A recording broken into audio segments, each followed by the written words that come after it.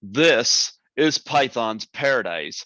This is your film and music show. This is your host, Greg Gilbert, aka the Python Hyena, straight out of Fredericton, New Brunswick, Canada, here on September 19th, a beautiful Sunday evening here in Fredericton. And folks, I remember when Dumb and Dumber premiered. Actually, we do not have our four-screen Kmart Plaza anymore. Now it's at the mall with the 10-screener. But I remember Theater One at the old Kmart Plaza. My brother Andrew and I attended in 1994, just before Christmas. Dumb and Dumber, set right at the back in the corner, and it was packed. I love this movie, and I'm so happy to have the woman from Austria on the show with me today. I have the absolutely gorgeous. I could see her here on Zoom. She is just as beautiful as she was back then. We have I'm going to try not to butcher your name, Lisa Stothard. Stothard. Stothard? Stothard. Stothard. It's British, so okay. Like if you try to pronounce it with an English accent, it'll sound better. Okay. Lisa Stothard. Yes. Bernhardt, yes, Bernhardt. Lisa Stothard Bernhardt, because I'm married now. Yes, that's true. Your husband's very lucky. I'm pretty lucky too. I don't know. He's a cute guy. So. Well, you're a gorgeous woman. Oh, thank you for saying that. Yes, absolutely. 5 years later. In that many years, it's just crazy. Well, I gotta say, I know we have made contact. I don't know if it was during lockdown or before I remember I tried to reach out to you when the film was having its anniversary. And then because Facebook filters messages, you got back to me a lot later. And I'm always open to interviewing anybody, even if they get back to me later, you know.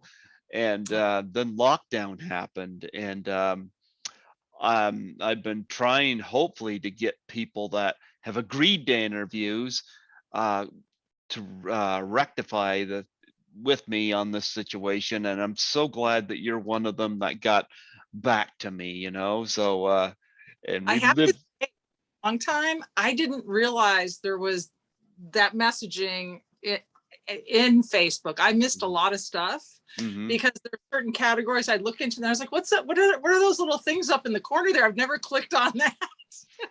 And I found all these messages, and I thought if I was getting messages, they were being sent to my Facebook Messenger, which I look at regularly, but it's a different compartment of it or something. So backdoor.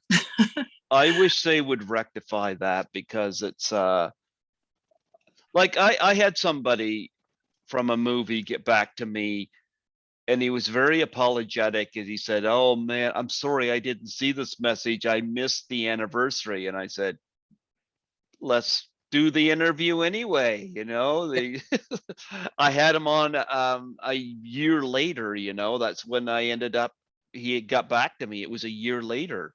I still had him on the show. I had no reservations about it. I said, sure. Oh, that's nice. Yeah. Oh, I was more than happy. I said, you didn't miss the boat with me, you know. It was just the Facebook. I don't know why they do that. If somebody doesn't want to talk to somebody, just don't answer the message, you know. But yeah.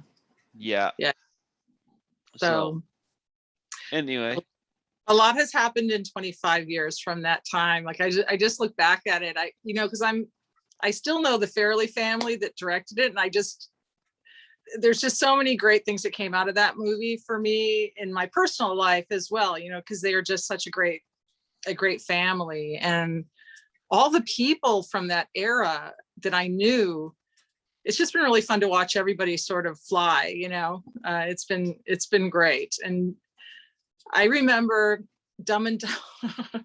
I remember Dumb and Dumber. No, it doesn't matter. Are you filming video or no?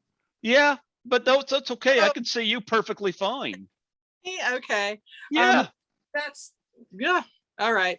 I so anyway, I remember like at that era, we would all hang out. And I remember the first read through another friend of ours who was a partner of mine in we were writing stuff together and doing children's stuff, and he's an artist. And uh, Peter asked him to come and read through this script just in their apartment. Mm-hmm. And he came back and we were talking later, and he was saying, oh my God, it's so funny. It's just so funny. And it's just, I just like amazing because nobody knew what this would be. And it was the first time they were directing. And I remember in the beginning, Peter's like, well, they can always, this is like contingent on it working out when they started directing, like, let's see how the movie goes. And they're keeping an eye because it was their very first project. And clearly it went well. Yes, absolutely. I Yeah. gotta say, I love your background. I know you had a light go out there, but I can still see I, you, and your background looks great. Like it's a lot of pictures and art and yeah, I kind of like it's a bunch of stuff. I made these mirrors and stuff like that. I'm always painting stuff and doing stuff. So I like, yeah, I just like hang different stuff I've collected traveling. And so I just oh, it always kind looks great. of, Yeah, I make, love your background. thank you. Yeah, yeah. Yeah. No, I could see you perfectly fine. You're good, you know? I hope it comes back on. I can check and see. I can't believe it because I actually had a much better setup, but my daughter does photography and she just left for college. And so she snagged a lot of stuff to move into the dorm. My husband, it just took off for a job too, and like is traveling, and he was doing some photography. I mean, he's an actor, but he took all these setups because he also had to do some interviews and stuff. And I'm like, hey, I'm here by myself, and everybody took everything. So I was kind of last minute grabbing, looking around for normal setups around here. But anyway, oh well, let me just check and see if this will come back on. I don't know why maybe it'll work like this. Well, I was gonna say, all you have to do is go down and stand by the bus stop, and Jim Carrey might come down with his limousine, telling you his driver's a bit lost. Yeah, that was like, oh, hey, Oh, I switched the plug to a different charger. Let's see if that works. So, yeah, because Jim at the time too was not, he was just kind of breaking out. And I remember like Pete at the time loved him, and he was saying, oh, like he wanted the studios to take him, and they could have gotten such a better deal on him. I don't want to say numbers, and they're like, yeah, but he doesn't have a track record. And then all of a sudden, like literally, I think it was 2 weeks later, they ended up hiring him because Ace Ventura came out, and they paid him a lot more money to secure him at that point. But well, 1994 was a big year for Jim Carrey. yeah, Ace Ventura, Pet Detective, The Mask. But I'll be frank, I think Dumb and Dumber was the best of the three. I mean, Yeah, yeah, and I had such a wonderful experience. I don't see a lot of movies when they premiere, but mhm. my brother and I went and saw Dumb and Dumber when it like our Kmart Plaza's not open anymore. It's got a Dollarama there now, but we got a 10 screener up there at the mall now. But I have one of my favorite memories was seeing Dumb and Dumber in that theater one there, which was the biggest one. And we're back in the back corner, and it was just a great experience. And I've got Dumb and Dumber here on Blu-ray. Now, I was sitting in the back corner too the first time. I remember taking my family. I mean, we went to, we went to the cast and crew stuff, obviously, but then also I took my family. I went home, and I was in Wisconsin, and I took my great grandmother and my mom and dad, like family members all came. Mm-hmm. And it was all different generations. And it was like interesting to see how they would react. So I kept looking at my great grandma. saw her laughing. I mean, everybody was laughing. I thought, oh my God, my great grandmother's having a good time. I see like her like laughing, and I thought, okay, this is going to do well because all generations think some of this stuff is funny. So yeah, it was good. And Jim Carrey can always pick you up in this vehicle, the little bike. Oh yeah. Yeah. And the Mutt Cuts van. I always liked the Mutt Cuts van from that movie too, when the ears would flop going over the bumps and everything. I had Lynn Shay on here, who was, of course, Mrs. Newborg.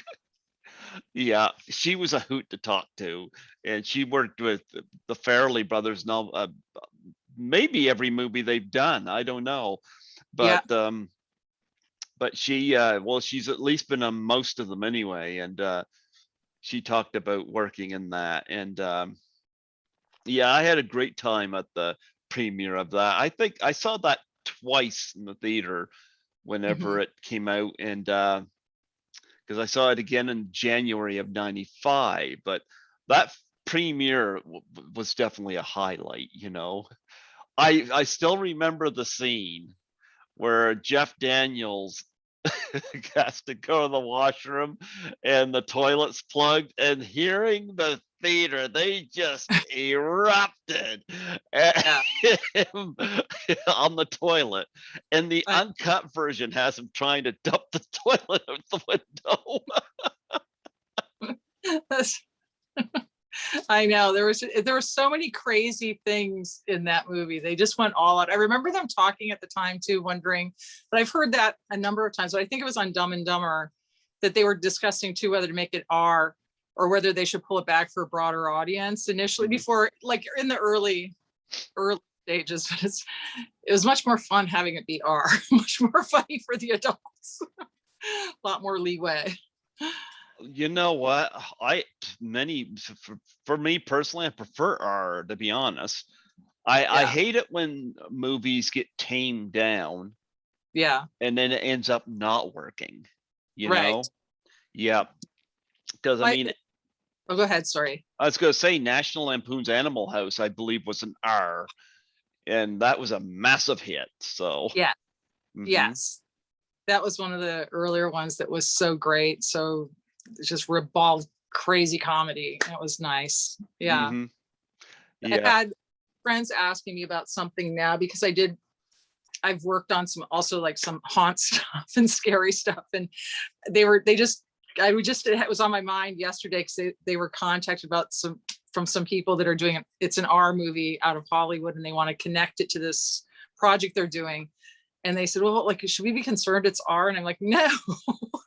They wanted that if it's less than that, it's going to be like the teenagers, that's the audience won't want to go see it because they'll think it's just going to be for little kids. They want it to have that, some edginess to it, some fun, you know, otherwise it'd be like boring for them. But yeah. Yep. Well, you played the woman from Austria. Yes. Good day, mate. Good day, another chirp on the Barbie. Oh, he was so funny in that with the broken tooth and stuff. It was. I remember my laughing hysterically about that. It's funny too. You're Canadian. I'm Canadian. I think Jim is Canadian as well. There's it was a whole Canadian festival at the beginning of that movie. Where are you from in Canada? Manitoba. Do you know where New Brunswick is, where I'm from? Vaguely. I mean, I do know. I go up to Canada. Sometimes I was up there, but not. Oh yeah, I was actually in Winnipeg because I was up visiting the set of Nobody, that film with Bob Odenkirk. Because I saw it this year. Yeah, which I love. But so I was like, oh, I wanted to go visit Brandon because that's where I was born, but it just didn't work out, even though it's only 125 miles. Excuse me. Bless you. Yeah. Don't have COVID. Nobody freak out. Just a sneeze. You're locked in a room right now by yourself. Who are you going to give it to right now? But I know anybody, if they just cough or sneeze now, everyone's like, are you okay? It's like, yeah, I have an allergy. Something's like tickling my nose. Yeah. How have you been handling COVID? Fine. I'm so grateful that we've been let out more now, because it was really tough. It was like a year and a half. It's tighter in Canada still though, isn't it? Yeah. I'm vaccinated, so I out there, and I haven't had any problem. I don't know. There was some thought like that because my daughter plays volleyball, and we wondered if all of us had it early on before it was announced, and so we had kind of some immunity to it. But we're good. We've been following the rules and stuff. But it's nice to have a little bit more freedom to go out, because that was very tough on everybody, and tough on my daughter was a senior at the time, so she missed her whole senior year and stuff. So to be having the chance to get out there a little bit with the vaccination has been huge. Yeah. No, I'm fully vaxxed. It didn't affect me any, although my supervisor was knocked out for 2 or 3 days. So I got to call her up and say, hey, I'm at work. Where are you? I'll take 2 or 3 days of feeling a little crappy over getting the virus, and then also having the freedom. So yeah, I didn't that. I mean, I just felt a little bit, maybe just a little bit on one of them, just a little under the weather, a little headachy, and then the next day I was fine. So I had no time to, because number one, the day I got my second vaccination, I had to get a new car that day because my old car had stalled going down a busy street, and the mechanics didn't know what was wrong with it. And I was like, I was using a taxi to get to my work locations, because I was an essential worker through the whole thing. I'm a cleaner. So I was like, man, I got to get a new car. So after my second vaccine, I went to the car dealership. I was like, I don't have time to stop.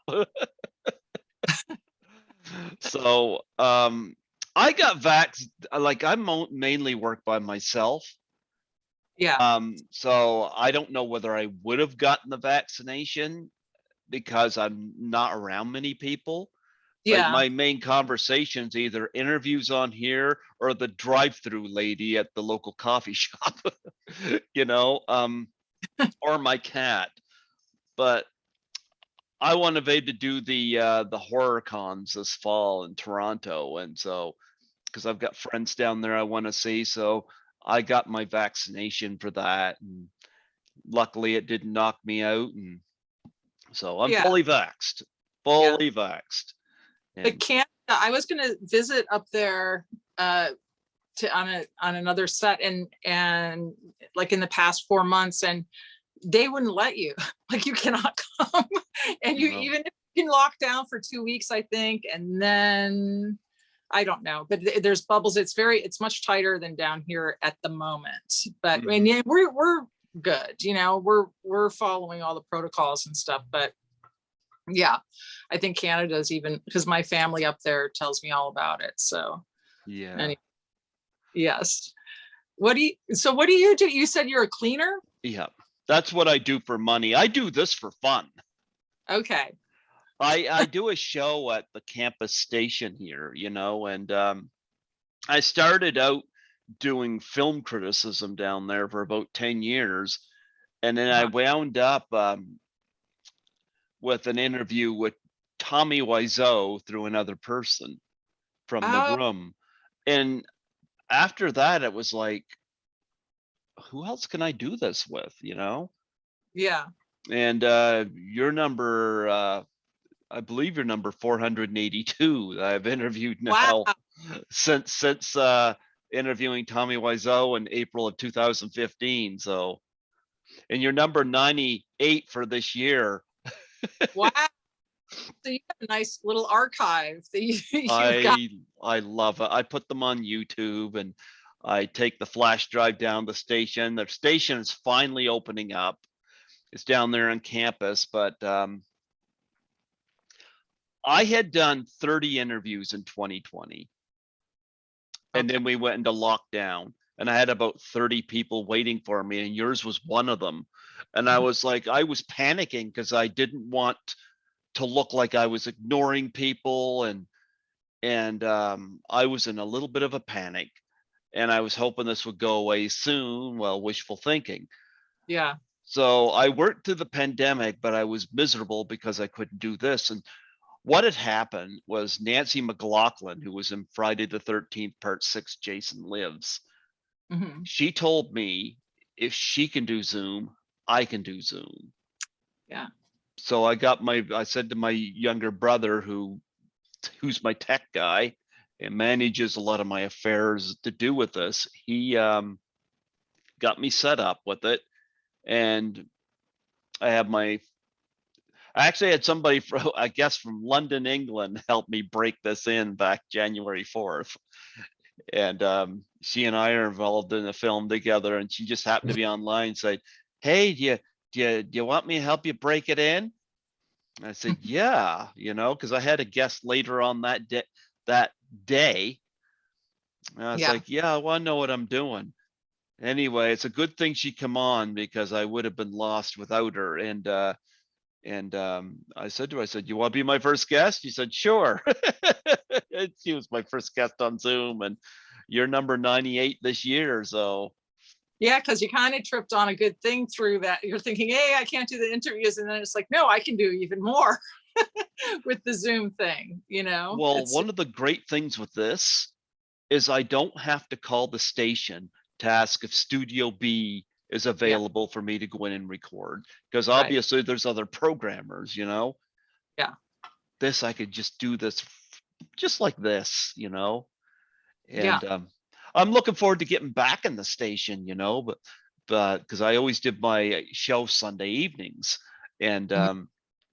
so we're gonna be opening up there soon. I'm like looking forward, but this has been wonderful because I can Yeah. just sit at my apartment and talk to the Austria girl. I, it's so funny. I remember I took that very seriously to get the proper accent. And then when I Hmm. went in, he's like, no, do it like more like how people imagine it, as opposed to what the real accent is in Austria, which it was kind of funny because it's comedy. So Hmm. yeah, how they wanted it. So it was interesting watching this whole process with Dumb and Dumber and seeing what came out of it. Uh, Um, Jim Carrey always gets a laugh just by poking his head out of that back window, you know. exactly.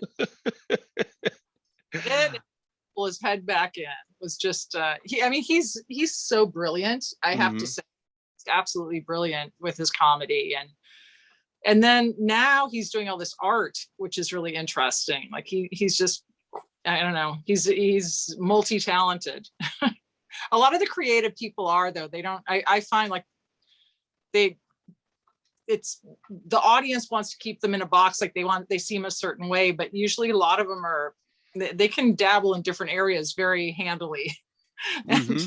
it's fun. I like to see it, actually, because I Hmm. think if you're creative, you can be creative in other areas too, and it's fun to see that. But I was kind of shocked when I saw, because I saw some of his art online, and I was just blown away. I was like, wow, he's serious. He's not just, I mean, he's equally, I think, talented as an artist as he is an actor. So, and a comedian. Nice to see that. Yeah. Well, what was I know you just had that brief scene on there, but it's a great way to open the movie, And what was your memories of working with Jim Carrey? He's just very funny, nice guy. He was like he knew other friends of mine from before, and but I was only there for, we did that so quickly, so I wasn't around a lot on that. I actually spent more time on another Farrelly movie that we had a blast on, but and it was like this small thing that got cut out, but I don't know, we all traveled. I don't know why that we were hanging around so much on that out of town, but we had a good time. But yeah, I was only there a very short time. Like we shot that and quickly, and I was gone. So I was just surprised by what an impact that had, and how many people remember that and recognize that. Is just surprising, shocking. Like, who knew that, you're doing this quick little thing? Because I did a lot of commercials too, and I was in and out of there faster than a lot of the commercials I've done, which are, so it's just I don't know, it was a good experience. And it's just been fun watching everybody just explode from that. I mean, Pete was roommate before that. His roommate was Woody Harrelson, so he like also did really well. There was like all these really funny people that were around together, and I'm very good friends of their sister Cindy out here, and she's like a sister to me now, and I just adore her. And but all of us used to get together, and Pete and Cindy, they had roommates, but they lived in like an apartment across from each other.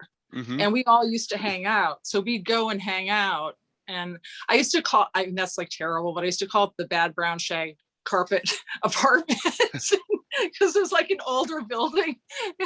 But we had so much fun. It was like we were like this group that would always hang out, and we'd go out together, and then we go back to the apartment. And sometimes like we would play these games, and we just all joke around, and everybody was really funny. So you think your friends are funny, but then you don't realize, hey, they're really funny. Everybody thinks they're funny and very clever.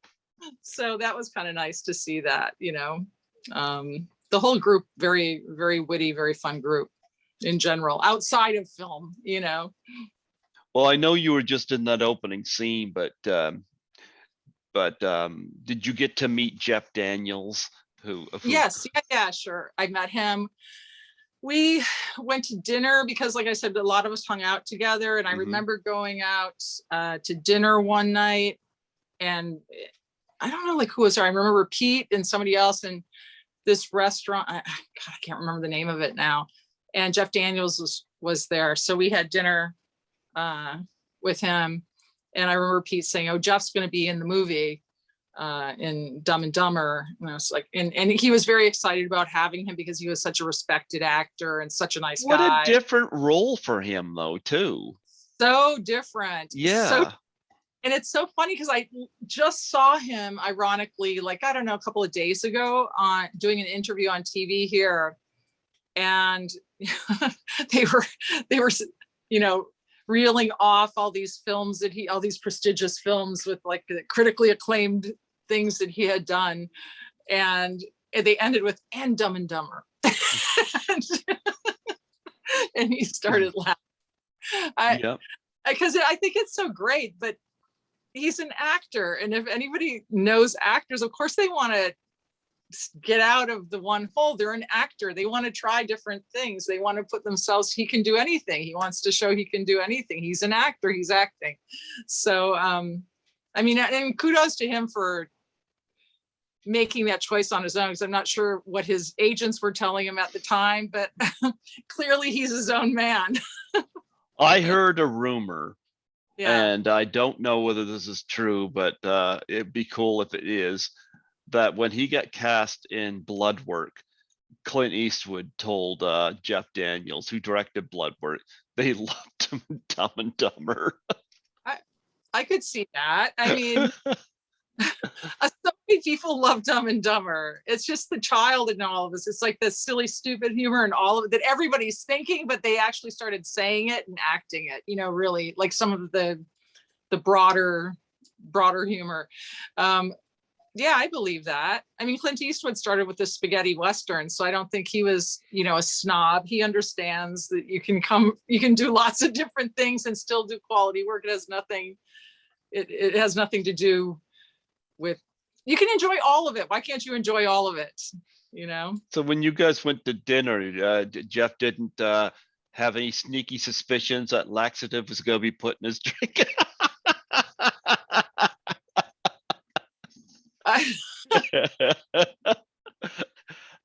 They weren't afraid that he was going to be in the back restaurant there emptying out a toilet. That scene just had me side splitted when I saw that in the theater. It's like I know him stomping his feet and taking the towel. Everything in that movie was so funny. I laughed so hard that I couldn't speak, and I just remember looking at people, and it's so rare that you laugh till your stomach hurts, Yep. just and you can't speak when people are talking to you, and Dumb and Dumber was that, and I think everybody loves a good laugh. Yeah. I think we need more of that now. Like, there's not enough of it. There's just too much heavy stuff going on. I think that the humor is just so badly needed these days. It's just great. Whenever I find somebody, it's harder to find now. Mm-hmm. They kick out some more. No. Did you get to meet Lon Holly? Yes. Yeah. Well, she was floating around there when I was there because Jim and her were dating. Mm-hmm. And so, yeah, I met her like briefly. I didn't get to see her much because I was just there for the day. But yes, I did meet her. I'm trying to think, and I think I saw her probably at the premiere or some screening or something too. I like her best as a redhead, I gotta say. Yeah. Yeah. Good as a redhead. She looked great in that movie. Mm-hmm. She was stunning. Absolutely stunning. And she pops, like, you're right, as the redhead, she like pops. Same with like a lot of the actresses. I really like their red hair. Like, I like Nicole Kidman with red hair. I like Julia Roberts with red hair. Mm-hmm. I just Emma think Stone. Yeah, they just kind of, I don't know, they pop more like that. I mean, they look beautiful anyway, but I do like the red hair on them because it's more unusual too. I love the cut. The what? I remember this, the cut where the Farrelly Brothers timed this perfect, where Jeff Daniels and Lon Holly are out there. They're in the snow, and she kind of throws some snow at him and whatnot, and he takes a snowball, he throws it, he just bashes her in the head. It cuts just when you hear the hit. Oh my goodness. All of the tongue freezing onto the. I have fun with this movie, and of course we gotta I forget the name of the actress, but we all know her, the woman on the motorized cart. Oh, she lived to be 105 years old. Good for her. She just passed away, I think, either last year or the year before, but she was 105, and I was like, oh my goodness, and apparently, she was still moving around fairly well, but 105. I didn't think anybody's gonna live George Burns and Kirk Douglas, but she did. That's she had a good sense of humor. They say, like, you live longer if you have a good sense of humor and laugh more. Maybe that's what did it. Yep. Yeah. Well, I thought it was funny. Jim Carrey goes, "Don't you go dying on me," and I'm like, she lived to be 105. She wasn't gonna die anytime soon. Yeah. That was like my great grandmother. When I took her to see it, she was like 98 years old or something. So. Was she on a motorized cart? No, she wasn't. Oh, actually, she was. Actually, she was. That later on, she was. That's right. Because I remember them setting. They had to lower her speed limit on her cart at where she was living because they said she was going around too fast into the elevators and stuff. And I remember, you can't go. They had to make adjustments to, like, I don't know. They can't. There's a speed limit within the retirement homes. Yes. Oh, there's so many great moments. Remember the little blind kid with Petey? Oh yeah. Oh yeah. Remember that. Oh, that's so funny.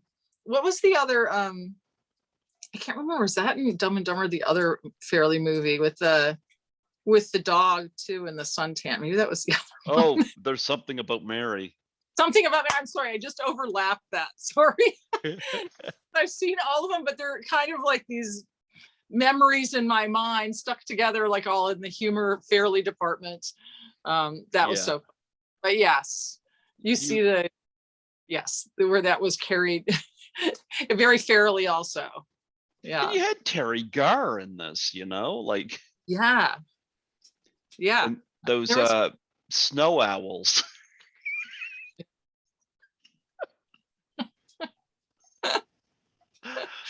I love that line. Jeff Daniels comes up there. The Lon Holly is looking at the two owls, the two snow owls. You go, nice set of hooters you got there. The birds. Oh. so many fun things. Even the tuxedos, like they became such a staple during Halloween. Like people started wearing these outfits and dressing like them, and it's just amazing how much of that movie carried over into other areas and how much stuck in that 25 years later we're talking about this. Mm-hmm. It's pretty amazing for a comedy, to have it be one of the things I loved about Dumb and Dumber, you got the setup, the first act where you get their lifestyle. I just love it when the Mike Starr and Karen Duffy, they're like, let's trash the place and send them a message. I don't think they're gonna get the message. And you get their lifestyle, and then the middle part of the movie is the road movie, the third act, they get to Aspen, and I gotta say,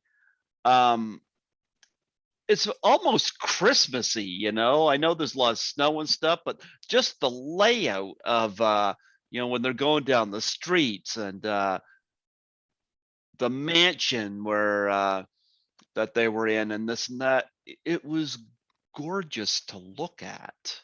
I agree. I know. Yeah. It's really interesting because the travel really added a lot to it. And like you said, the scenery was beautiful. So there was a lot to look at besides. Absolutely. It was interesting, the whole thing. I liked the road trip aspect. I always love a good road trip though, too. So it's always kind of fun to see people fish out of water, go across country and go delve into things, Yeah. Very fun. Do you have a favorite scene in this movie?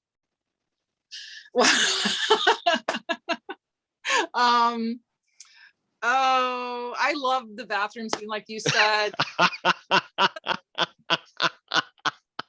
I love. You had to, like, the first time you saw it, you were laughing so hard, and I loved. I have to say, I love the opening, not because of me, but because of him sticking his head out and pulling it. And he was just so funny. Like, he started the movie off. You knew it was going to be a fun ride right from the get-go. Well, you're part of that great scenery. Yeah, exactly. But yes, just hanging out. But it's Jim. It's because of Jim. It just opened. I thought the opening was very strong, what they did, and Jim was so strong in it. And you're laughing from the very beginning. Yep. You didn't have to get into it. He made you get in a good mood right from the start. And I like that it was started off so strong, and that he was so funny, and it was so fresh at the time. Nobody was doing that kind of comedy like he was. He was just such a physical comedy genius. And so that was it was just so good. He was absolutely fearless to go and do whatever to make you laugh, and that was wonderful to see that. Well, I loved how that scene started. The camera's on the sign, and then it kind of pans down the bus stop there, and there's everybody, and there you are, and then it pans out just a little bit, and you get the limo pull up. That was a great shot, great way to start that movie. Yeah. It really was, especially, well, the DP, I'm trying to remember who it was, but for a first film, just amazing. Like, you're right, it really looked good, and everything was, it started out right, and it carried through the whole movie, and they were just great. And Jeff was they were a great foil for each other. They were a good partner. Well, Yeah, and I believe it was number 5 at the box office that year too. I'm not surprised. I wonder, I even thought it was, I wouldn't even be surprised it was higher, but if it was number 5, that's fantastic. And I can only imagine what it's done on rentals over the years, because it's still, people watch it. I mean, still this younger generation, my daughter and their generation know about it, think it's hysterical, you know? So it's really interesting how long it's been relevant, you know, that it's not going away. It's still there.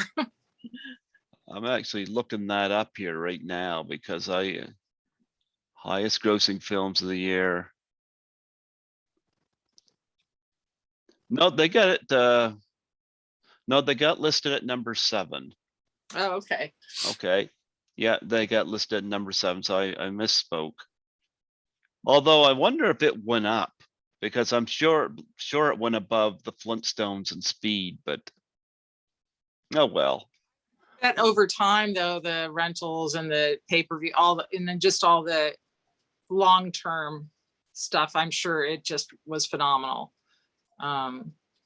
It hung around for a long, you know, it's still making money, so it's great. Absolutely. No, but you went on to do another Farrelly Brothers movie, and I think this is actually one of their very best, Kingpin. That's the movie that I did such a little thing in, and I was just like a tiny thing in the end. And then we shot some other stuff, but it got cut. And then I think I'm just like the little thing on the television with Bill Murray, but also I Bill Murray, like, love him. And he's just so phenomenal. I mean, Peter and Bobby, and they're around just some of the top comedic geniuses. And wow, I mean, yeah, I love him too. So I think I don't need, and now they're even more. I mean, they're so ingrained in the comic history, I think, in Hollywood, and what they're doing still is amazing. Yeah. I've interviewed Lynn Shay. Yeah. We talked about the makeup job that's being done on her legs to make them all veiny when she was doing her little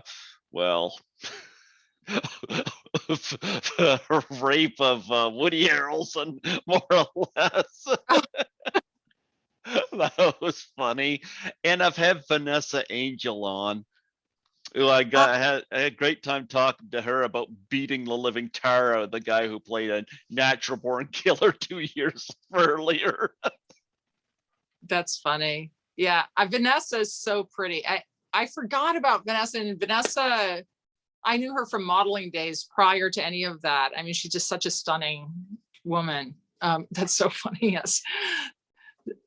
There's so many people that overlapped in my life. So in different areas.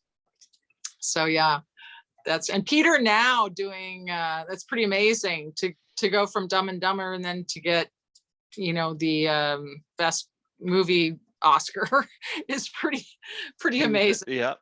For Green Book. Yeah. Yeah. He's come along, travel big distance in film now, you know, from the beginning. Remember the scene too, Randy Quaid taking a dump in the urinal. I could figure some things out for myself. That's funny. I love their comedies. Why weren't you approached to, like, now I'm just going by IMDb. Were you in any of the other Farrelly Brothers movies? I did that stuff in the beginning. There was one other thing I can't remember that I did, just a small part in. And I did like 3 things in a row for them. And then no, not after that. I don't know. I ended up having a kid too. And when I kind of like pulled back from everything because I couldn't travel and I couldn't do all the stuff I was doing once I had my daughter. I fell in love with her and I wanted to do that and focus on her because I'd started working, you know, I'd been working and supporting myself in various aspects of film and modeling and stuff since I was 16 years old. So And there was just like never a good time to stop and have a family. It would be like next year, next year, next year, next year, because you're working. And then finally it was like, okay, I gotta do this now. And I mean, I just fell madly in love with my kids. So I wanted to spend time with her, and I figured, okay, it's enough. Like I can take a break now, because I had focused so much on myself for so many years with, Mm-hmm. I figured I'm not missing anything. I'd done so much. And, but now I'm kind of excited to kind of delve back into some stuff now that my daughter just went off to college. So I'll see what I'm going to do. I'm working on some things, but I don't know. I want to definitely get out there and do some things now that, I have more freedom to do that. Well, you got listed here, Bloodsport, the dark, Oh, you might. yes. Oh, I God. haven't seen this, but it looks like, I No, guess it's an action film. That's okay. It's okay. What? I did need my on it. What, you're not proud of that? Yeah, but we had a good time. I can say that. It was really fun. And yeah. Oh my God. Yes. That was one that changed so much from the script. And when sometimes you're just not sure what you're doing, but we had a good time and it was fun. And I think like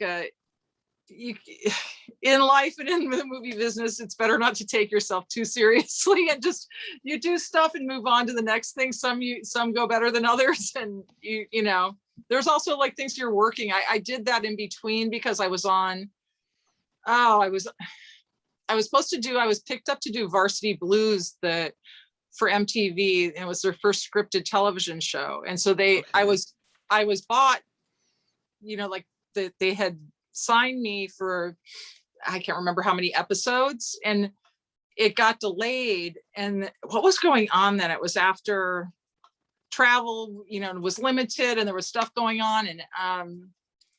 And so it got delayed, but I was being held by them. So there's like window of opportunity to do something. And I remember saying to my agents that I'm so tired of just being like the girl, or the nice girl or this or that. I'm like, isn't there something where I can kick some butt or do something different, like have some strength and power instead of just, being an accessory or being, you know what I'm saying? Just something where I could be strong.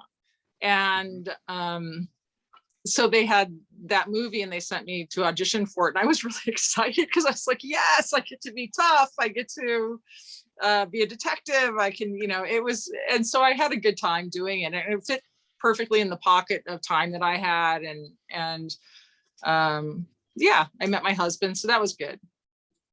That was fun. He didn't pull up in a car while you were at the bus stop? No.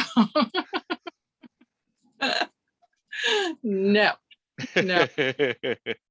But it was funny because I remember whipping out, they were supposed to train me. I had to come into this room full of people and like rescue him and like pull out my gun and like save, because I was a detective, his detective partner. And they were supposed to show me how to properly do this. Right. And I came in, obviously it's not a real gun or anything. And the first time I did it, they were like, Daniel's like, stop. No, you just did that like Charlie's Angels. Like you threw out your hip, like you did the girl version of that instead of the tough girl, instead of the detective version. So I learned a few things on that film anyway. But yeah, that was fun. Fun and funny. So what are you doing now? I know you're into art. Are you still modeling? I have not been doing, I've done stuff more behind the scenes, like working with on things or helping him with things. And we'll film stuff or read together and do different things. I've been supporting his career a lot. And I did work on, like I said, creating these haunts. It was sort of just by accident because I wrote stories and scripts for them, some, and then that turned into somebody approaching me and asking, because I also did them to raise money for our school. Mm-hmm. So it kind of started, it wasn't like I was obsessed with this stuff, but it worked well and we made a lot of money for this, fundraising. And then it just kind of grew, and then people liked what I did, and then they had me come and write stories around, like, to create these haunts and stuff. So I had a partner, and they're actually doing really well right now. They have a big haunt in Chicago. So I kind of got into that for a while because it was something I could do with my kid, having a kid. But now I kind of want to branch out of that. And I did a lot of like just charity work and stuff like that. So what kind of charities? Well, I worked with Hope in a Suitcase, which was some friends of mine started it, and that's grown so much. And it's for foster kids when they're taken from their homes, and we would put suitcases together for them because often they're taken from their homes at night and they don't have anything with them. They're usually given a trash bag, which is just horrific, and to just shove some items in, and they're taken out of their homes, often in their pajamas and with not much. So it started up that we would do these like suitcases for them with items they would need, like toiletries and clothing and a book. And we actually had our kids at the time, depending on the age of the children, write a note to them in the suitcase that would say, you're special, you're loved and you're important. And just because I think a lot of them it was a very tough time for them. So it began that way. We started with donations and stuff. And then now these women have done such a phenomenal job. And now the stuff they have, I would go and help now, volunteer to set up what they call the boutiques, and the kids would come in now to shop, and their idea was to make it really like a nice experience for them, not just like, here's this stuff. We would try to make it really cute and like they're going to a store. And now just, it's amazing how much it's grown and what they've done. And they have the donations, all the everything's like, new tennis shoes and nice clothing, and everything's really nice now. And it's pretty amazing what people can do when they get together. Like, it's kind of shocking. Like, you're like, wow, when you get to see it from the beginning grow. And because it really started from just a few people, and now it's done really well. It's really impressive. And my mother does stuff for cancer research. So I help, I try to raise awareness of that whenever possible. And she's done an amazing job with this We Care Fund. And yeah, if you go on Facebook, you'll see, like, I kind of get involved or donate or raise. I like sticking my fingers into a lot of things, whether it's wildlife or that's my dad's thing. So I try to support everybody. I have something for you then. Here's something I do with a lot of my guests, and I've had a lot of them do this. Yeah. I will donate to the charity of your choice if you will do a Doubtfire Face challenge for suicide depression awareness. Do a what? A Doubtfire? Yeah, after Robin Williams left us. Oh God, I love Robin Williams. I have a Robin Williams story. Oh, share it. Oh God, I love this man. When I was 16 years old and I just moved to New York, and I was living with Eileen Ford and modeling, but I was from, I was Canadian and I was from Wisconsin. Mm-hmm. And I remember just being like the fish out of water and just feel like I was just a young girl and just being, you miss, you're kind of feeling homesick and everything. And I was with a friend of mine, and we went out to this club, and we're just standing there and we were both feeling really like homesick and lonely, and he was there with his wife, and they came and talked to us because they could tell we were like a little just fish out of water and feeling weird and stuff. And they were the nicest people. And his wife, Vicky, and they invited us to dinner the next night. they talked to us about, what was going on. And we said, oh, we just got moved to New York and we're just kind of feeling, it's like a lot, everything. And he invited us with his wife and took us out to this amazing place on Central Park South, this Indian restaurant overlooking Central Park. Mm-hmm. And it was fancy and really nice. And we were like, oh my God, it's fancy. We went there. I have never laughed. I couldn't eat. I was afraid to take a bite of anything, that I would spit it out, because he was just, oh my God, he's like the most talented person. Just unbelievable. Like hysterical. And I couldn't put food in my mouth because I just like spit it out. He was just riffing the whole time and just unbelievable and just kind. And I remember Eileen saying, where are you? Because she would make us come out on the weekends to her house in Connecticut. And we stayed because we wanted to go out with Robin Williams. It's like, Mork, we get to go out with Mork and his wife. Are you kidding? We're going to go out with Mork and his wife. And so she called and she's like, where are you? We're like, we're here with Mork. And she's like, put him on the phone. And he was just like so nice. He drove us after. She's like, you take them to Central Park. Not to Central Park, to Grand Central Station after, and put them on the train to Connecticut. And he was like, okay. So him and his wife entertained us, took us out to dinner, made us laugh, and then dropped us off at Grand Central Station and put us on a train to send us out to Eileen. And I was like, this person is so down to earth and so funny and so charming. And I just, he's always had a special place in my heart. I loved him as an entertainer, but he was an amazing person too. And I just, when he passed, I was heartbroken. I was just like, oh no. Yeah. I felt so bad. Yeah. Well, the Doubtfire Face Challenge started. The Ice Bucket Challenge was so successful, and the Doubtfire Face Challenge is for suicide and depression awareness. Mm-hmm. And it involves you take a pie in the face and you nominate 3 people. And I would throw this out to my guests if I think they have the sense of humor for it. And I would I would donate to the charity of their choice for doing the challenge. Oh, okay. Yeah. Yeah. I mean, so I have to do the pie in the face and then tell 3 other people to do it. Yeah, I would do that. Yeah. And if you know people in the business. Yes, I'll think about it. Who's a good I'm up for that. I'm a big proponent of that. That's something I would definitely do. Yeah, but I always donate to the charity of the person's choice, because that way another charity gets supported as well. So what is your charity? That charity, I would like that you give it to them.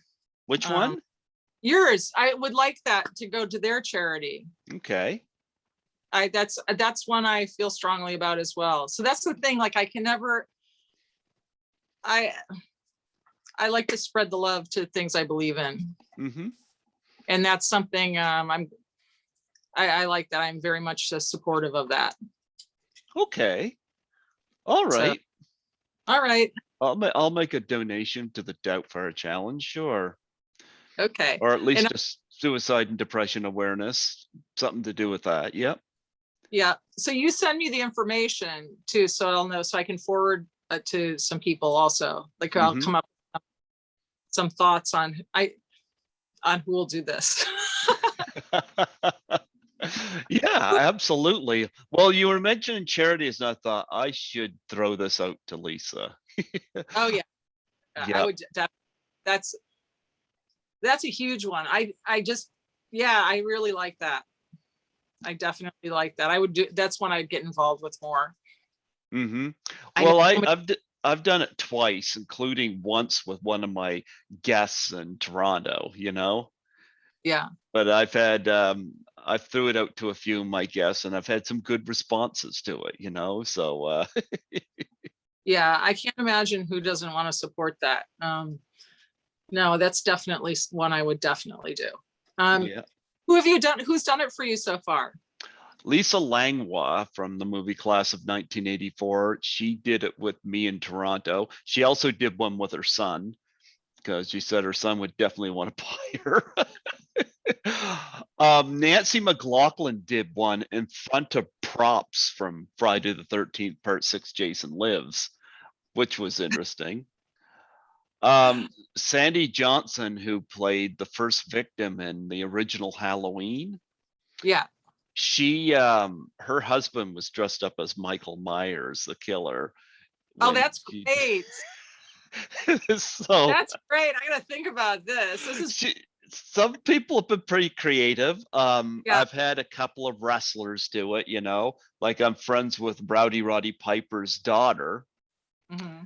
and she did one.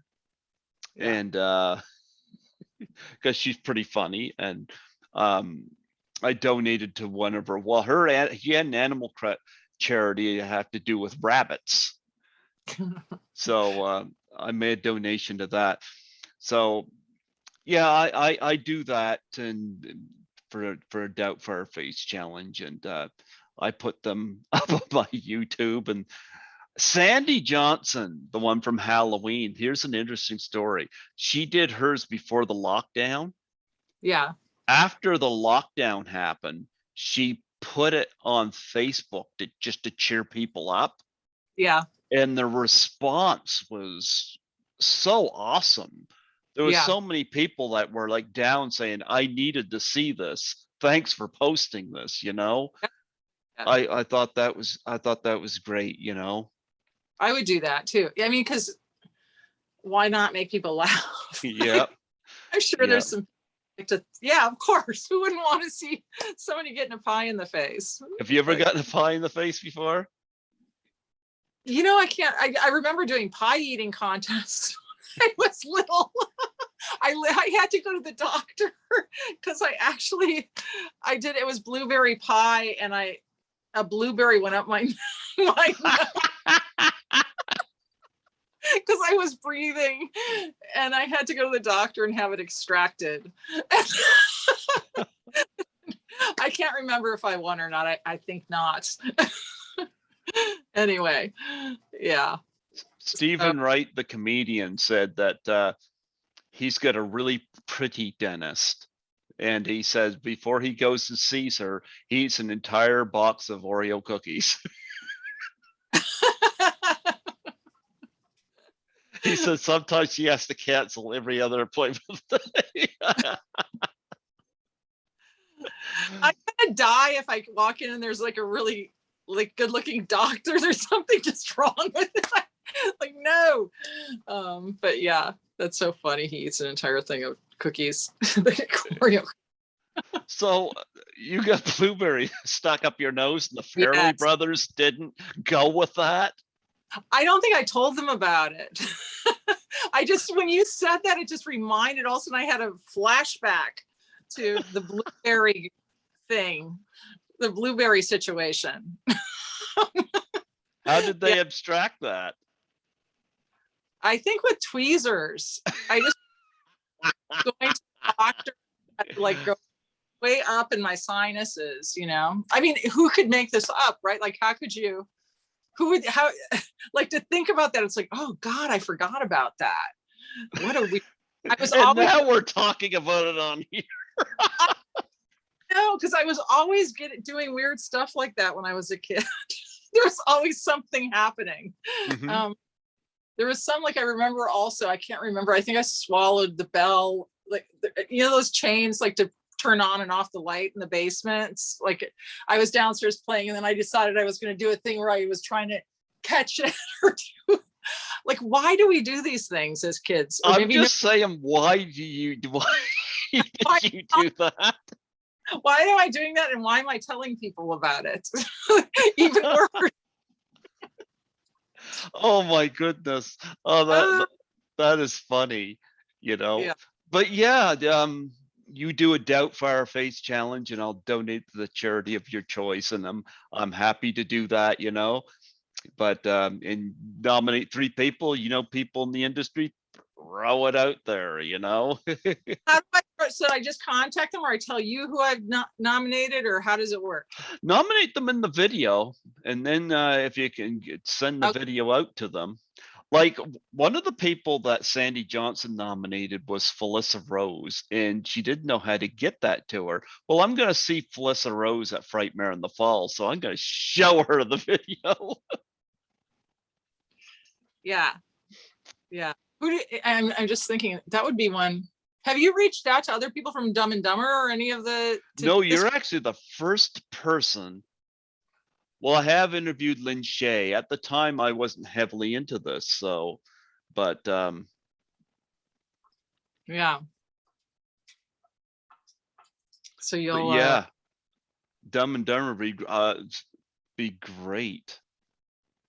I would bet Jim Carrey would do it if you reached out to him. I just have a feeling he would do that. Why wouldn't Well, you? You would probably have a better chance of contacting him than me. I'll think about it. I know some of the. I'm just. Let me think about that. Who might be up for doing that? Mm-hmm. But I can't imagine. Why wouldn't people do that? Why not? Why not? Lon Holly would do it. I don't know. I don't know her well enough. But Oh.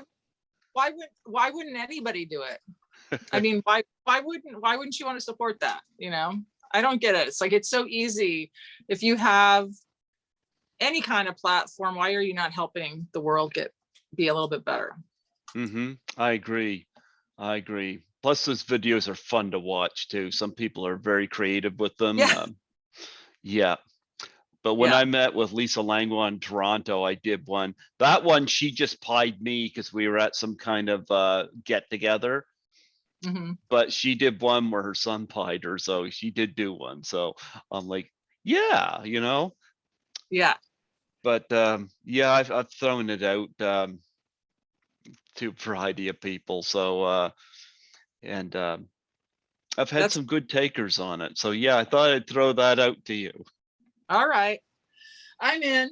All right. All right. Now, have you seen the Dumb and Dumber prequel and the Dumb and Dumber sequel?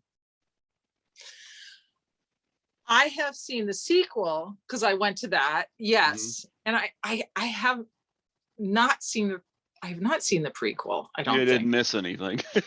Oh, I didn't want to admit to that because I was like, what did I miss? I remembered seeing something. There was they did it with younger people or something, and it was horrible.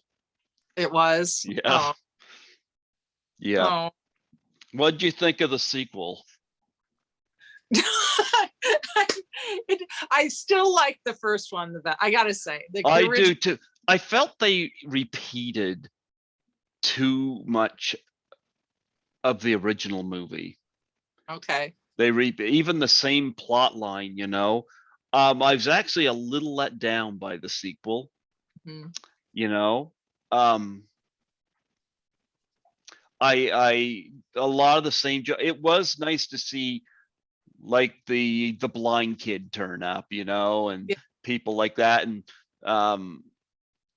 the football player, the trucker, they appear at the end. I like kind of stuff like that. Why didn't they have you come back as the Austrian girl? I don't know. Oh well. They should have had you. Yeah, you should have had me on there. I don't know. I mean, it's hard to revisit something so iconic. I think that's why people get so afraid to dabble with something that's been so well received, mm-hmm. because it's so hard. It's like, how do you top this? I don't know. My husband works a lot with Keanu Reeves and has done films over the years. So I see, and that's another Canadian, but this man is one of the nicest men in the world. Like I love seeing people like that succeed in Hollywood. He deserves everything he's gotten, and he's just phenomenal and just he's a good person. You know what? I saw a video on Keanu Reeves that just made my respect for him go through the roof. He was in a subway, and I guess somebody was filming him, and he was like reading a magazine or a newspaper or something. Mm-hmm. And there was like this pregnant woman that was standing holding the pole, and he just gets up and lets her have the seat. And he Mhm. stands there with the pole and was continuing reading. I was like, wow, that says a lot about him. No, he's amazing. He is the most decent guy, and Yeah. just he doesn't. You don't hear he doesn't announce all of the charitable things he does, and he's just a phenomenal person, and you're just he's a great guy. And but why was I telling? Oh, because we were at a friend's wedding that he was at, and a few years back, and we were talking about like his movies, like some of his iconic comedy movies, and at the time we were saying, are they gonna do a sequel to any of these? And he was saying that they're waiting for the right script. Everybody says that, because if there's something that's really good, it's very hard. You're like kind of going, if you're not seeing the script, or it's tough to dive in to try to top something was great. Well, you know what? They've been at the Coen brothers, who've Mhm. never done a sequel to their movies, but so many people want to see a follow-up to The Big Lebowski. Oh And yeah. Jeff Bridges and everybody are on board, Mhm. but the Coen brothers and I would think the Coen brothers might have the skill to pull something off, but Yeah, definitely. They're so talented. yeah. Those are, I mean, you're bringing up all these people that are so talented, just amazing. And his wife also, they're also like, they have the Wisconsin connection, but it's kind of all these people very down to earth. But yeah, that would be great. I've heard other sides of the coin where some people hold on to stuff later on in their career, because they're like, okay, that's going to be my swan song, or that's going to be like the pre-retirement, like that, like going out and so it's like everybody has different ideas about stuff like that. I think can they top it, can they match it, do they touch it, or do they save it for later, kind of retirement fund? Like, I don't know what they're thinking about that. But yeah, I can imagine everybody wants to do it because they know how talented they are, and they know, like you're saying, that they can come up with something good. They want to see those characters again. They want to see that. The nostalgia is great. Now talk about working with your husband. I'm not familiar. I'm sorry. I'm not familiar with your husband, but he's in the industry, huh? Yeah, he does very well. He actually does very well. He's doing really well right now, especially, and he does a lot of the action movies. So he did John Wick and like Atomic Blonde, and I love Atomic Blonde. love Atomic. I've got that here on Blu-ray. Well, you'll know him then, because he looks very different in it. Oh, that's kind of funny. You'll like this, because they got like the fight of the year, him and Charlize in it. They did that super, they shaved his head on the side and did white hair like hers, so they match, and they just go at it, and it's like super Is he long. the guy that was in the theater scene? Yeah, I'm sure. Yes. No, he's really good. Like, he works a lot. Daniel Bernhardt. Wow. But he did, that was just a phenomenal. I mean, even if you're not an action person, that scene and what is so well done, and the characters, like them just going at each other and just not stopping, and it's phenomenal.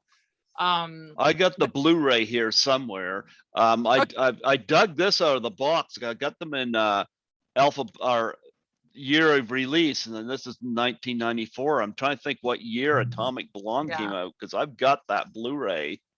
Yeah. I loved Atomic Blonde. Oh, so great. It's our friend David Leach that directed it. And he's actually from Wisconsin too, ironically. There's a lot of Wisconsin film people. But they worked together. They've known each other for years. And actually we produced, my husband and I, this film called Fetch. I see that listed here. Yeah. Well, it's just a short, and it was like years. But interestingly, who's starring in Fetch is the director of Atomic Blonde now. And hugely successful. And also Chad Stahelski is in it, who directed John Wick with David, and Chad has done, I mean, both of them have done so many movies now. They're just so successful. Also Zen Gessner is in it, who's married to Cindy Farrelly. And so like there's a couple of Dumb and Dumber people floating around in it too. So my goodness. I recognize him in Atomic Blonde. Oh my goodness. Yeah. And he got stabbed in the face. Yeah. And he also did Parker with Jason Statham. He also did Matrix Reloaded with Keanu, and he's done a number of films with Keanu over the years. And he did Barry, that was the episode that was nominated for an Emmy, that was so funny. And it looks like our daughter. He's like, you keep talking. I gotta keep the plugged in. I'm gonna dig this out here. I can still hear you. Yeah. But Barry, I love that show too. And Bill Hader is just amazing. Oh, Bill Hader's hilarious. Oh, and then he did Nobody with Bob Odenkirk. Yep, I saw that this year too. Yeah. So he's like fighting him in the bus and stuff, and he's in the hospital when Bob throws a chair at him and stuff. Mm-hmm. But he also worked with Bob getting him ready for that, and that's David directed that. Oh no, David produced that, and his wife Kelly, and they're such a great couple. But he and Chad Stahelski, who did the John Wick stuff, and he's over now doing another John Wick right now. My husband's over visiting over there. But they're such a talented crew, all of them. They're just amazing. I knew I would find it. Yeah. I knew. Charlie's kicking butt.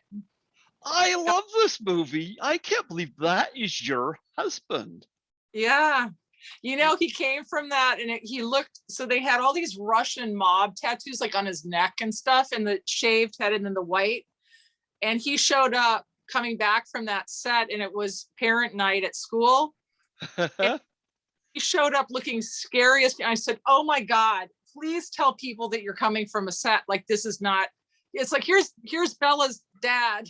And he looked like so scary with the mob tattoos on him and stuff. And it was very, he goes, "No, don't tell anybody. I think it's funny." Oh, wow. I went to this more than once, and I'm going to tell you something that stood out to me was the soundtrack. Oh God. The music. It was so 80s, you know?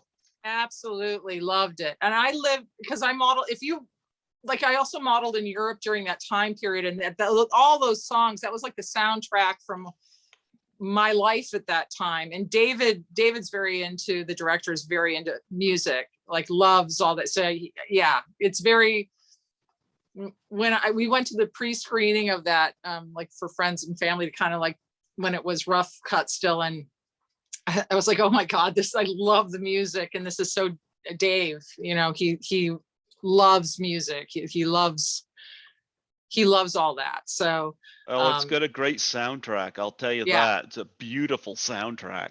When I listen and the music just takes me back, like even Dumb and Dumber music in that did the same thing, you know. You got some great music, but I can't believe that's your husband. I know, it's so funny. It's like a small world. Everything overlaps. And we never met each other before. I already thought we would have met each other before. We never met till we did Bloodsport. And that's where we met, the Bloodsport. So who gives him the worst beating, Charlize or you? Yeah, I don't know. I think me. Oh my. Yeah. Do you think he would come on this show? I can ask him. He's going off to do he's gone right now. He's really busy right now. So he's supposed to direct something, but he's also supposed to do a movie with Chris Hemsworth, but it got pushed. So, But yes, I'm sure I'm sure that's something he might. I can ask him. I can maybe get him to do the pie challenge. Sure. And I throw a pie in your face for charity. Oh, he could go after. Geez, think of the people he could nominate. I know. I was trying like, He could go after Charlie. Yeah, but I know. Yeah, you have to you have to think like who. Yeah, I'll have to think about it. I don't know if who he'll feel comfortable going after, but I'll ask him if he has any thoughts on it. Well, Definitely. I think that's interesting. I remember the blonde. I remember he got the screwdriver or something, Yeah, right? yeah. Oh my goodness! It took a lot to kill the guy. I'll tell you that. It was really fun. I liked it because I liked that Charlize just kept coming back, like, and you'd think it was over, and then they'd come out. One of them would come out again, the other one, and it was just brutal. And I liked that they told the story without words. It was like this dance. Also, like in John Wick, there's things that people just think it's like what you say about Dumb and Dumber and comedy and action and all these. A lot of times they get kind of a bad rap in terms of critics and stuff, but there's a lot that goes into it. It's not easy, and it's entertaining and for people. But I noticed, like when they did John Wick, there's beautiful music in it too, and they do the gunshots, I know, are like like music. He was thinking of it like a symphony. I mean, there's different things. It reminded me of kind of Godfather had that kind of stuff in it too. The music was so important, and I don't know. There's more thought that goes into some of these things than people realize, I think, even though.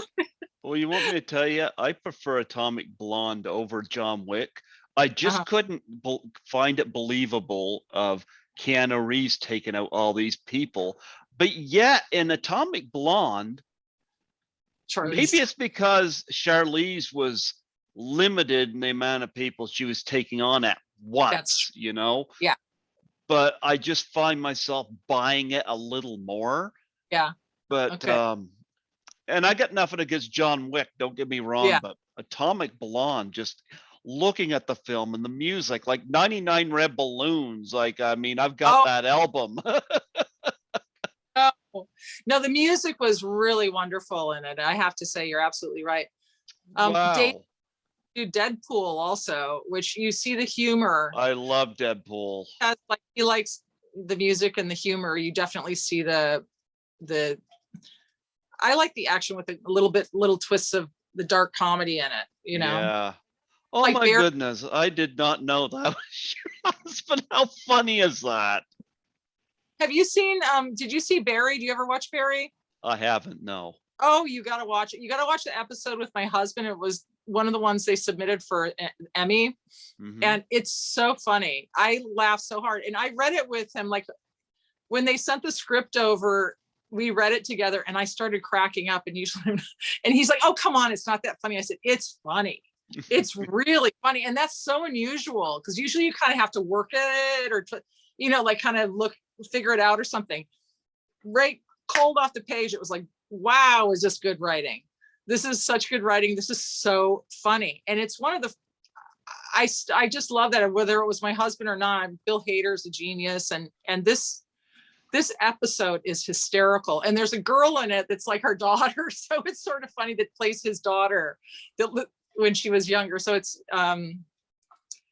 but you got to watch it. You'll like it. If you like it, it's because it's very funny. It's very well done. Okay. Yeah. Okay. Well, jeepers, I learned something today. I did not know that was your husband, but I love Atomic Blonde. I can't tell you that. Wow. And I remember him. Who could forget the blonde hair? But jeepers, he had more lives than a cat in that movie. Yeah. Yeah.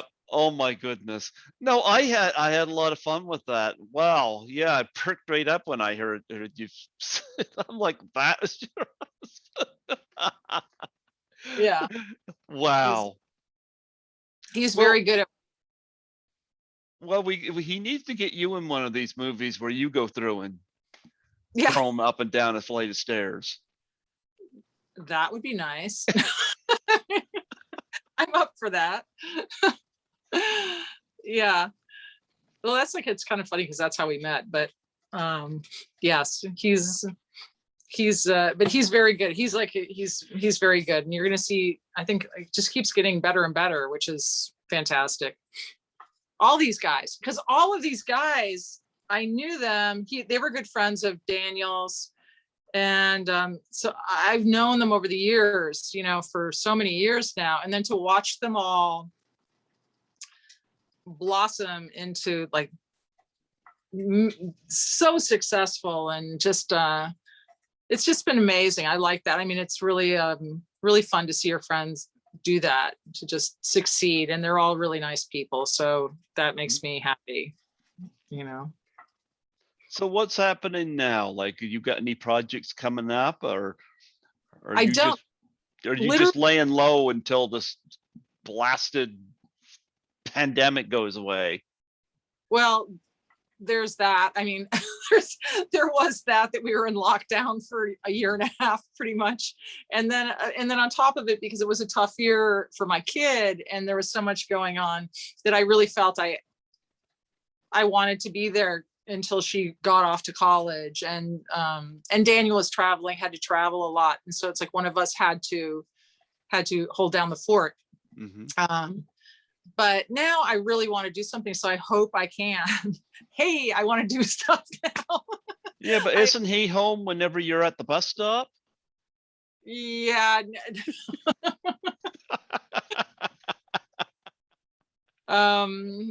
Yeah. So now I have time, and now I really have to. I'm excited because I'm really kind of thirsty to do something now, and I hope I have the opportunity to. I hope I can get back into things, and put myself out there. So we'll see. Yeah. How often do you get to see the Farrelly Brothers? I know you said that you're close, but have you seen them much during this mess? Oh, I can tell you something. You'll like this. This is so funny. When Pete had the Green Book coming out, right? I was talking to Cindy, his sister, and then some of our old friends, and we saw. I don't know where I saw it, but I saw that they were having a screening and a Q&A thing, I think at Cinerama Dome, I think it was. So I said to our friend Cindy, their sister, and some of our friends, I was like, why don't we go see it there? This is before it became Best Picture, before it won the Toronto Film Festival and all this stuff. I think it was before that, the Toronto thing. But so we and I said, let's go, just go and be in the middle of the audience and like raise our hands to ask questions and not tell them we're going. So it was very funny because we watched the movie, and then they did the Q&A after. It's bright, they have the spotlights on them and stuff, so they would say something. I can't remember what the questions, and then like one by one, like we'd raise our hand, and I could see Pete looking at me, just like, because he wasn't expecting us to be the people he knew to be in the audience and watching. So it was funny. So we saw him that night, and yeah, I saw him after that another time too. But I was just with his sister last week. A bunch of us got together, and I'm going hiking with her in a couple of days. I go out to see her. So I see her a lot, the most, because she's like my good friend now. But Pete introduced me to her, and he's like, I want you to meet my sister. She's really nice. And we ended up becoming best friends. He has a lot of family and friends in his movies now. I'm sure I've seen his sister in some of the movies. Am I correct? Or yeah, actually a lot of family and friends in the movies. And his sister and his mother's in the movies, and Marion, she's hysterical. She does stand up and stuff, and she's so funny. And the Cindy's sons, they have 3 really cute boys, and they're musicians and stuff, and 2 of them were in the Green Book, playing saxophone and stuff. and they're kind of around the business more. Zen, her husband, has been in the movies. I didn't know if you knew that. Zen Gessner. Rob Moran, he's a good friend of theirs too, who's been in a lot of the movies. But yes. Do you know why Bobby Farrelly was not involved with Green Book? I think he just, what I heard, and I don't want to misspeak in any way, but I think he just wanted to take some time out, to deal with some family, family. He had some loss in the family, and so I think he was just like, out. Yeah, because I noticed that was Peter Farrelly was on that, and I was like, aren't they a duo? They are, yeah. I mean, they are, and they're still, very close. I know, because people said, "Where's Bobby?" But he had just he was just taking a break for a little. Yeah, that's understandable. Yeah, but they're still great. I saw them. I saw them like a year and a half ago or something too, where we went to the whole family showed up, and Bobby also.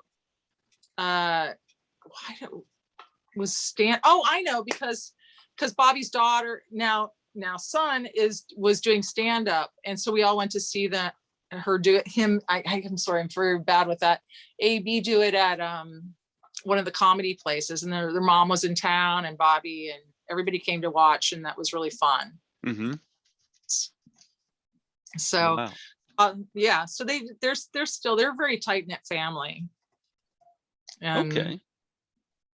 Yes. Well, you know what? I had a lot of fun talking to you tonight. I did not know that you were married to the hitman guy from Atomic Blonde. Man. Sounding right. Yeah. Oh, I thought that was funny. But what do you think? Dumb and Dumber now is 27 years old now. That is just unbelievable. I'm in shock.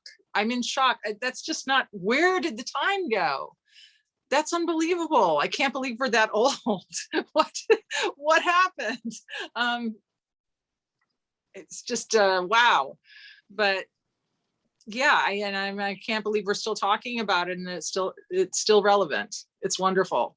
And Kingpin is 25 this year. I'm going to reach out and see if I can get Vanessa Angel back on, because occasionally I talk to her on Facebook, and I always say nice things to her. She sent me a couple of really nice autograph pictures after I'd interviewed her, and I always said, angels do exist. This one has the last name. Yeah. Yes, she's a nice girl. Mm-hmm. She was always nice. Like, I haven't seen her in 800 years, but for very many years. But she was always a nice lady.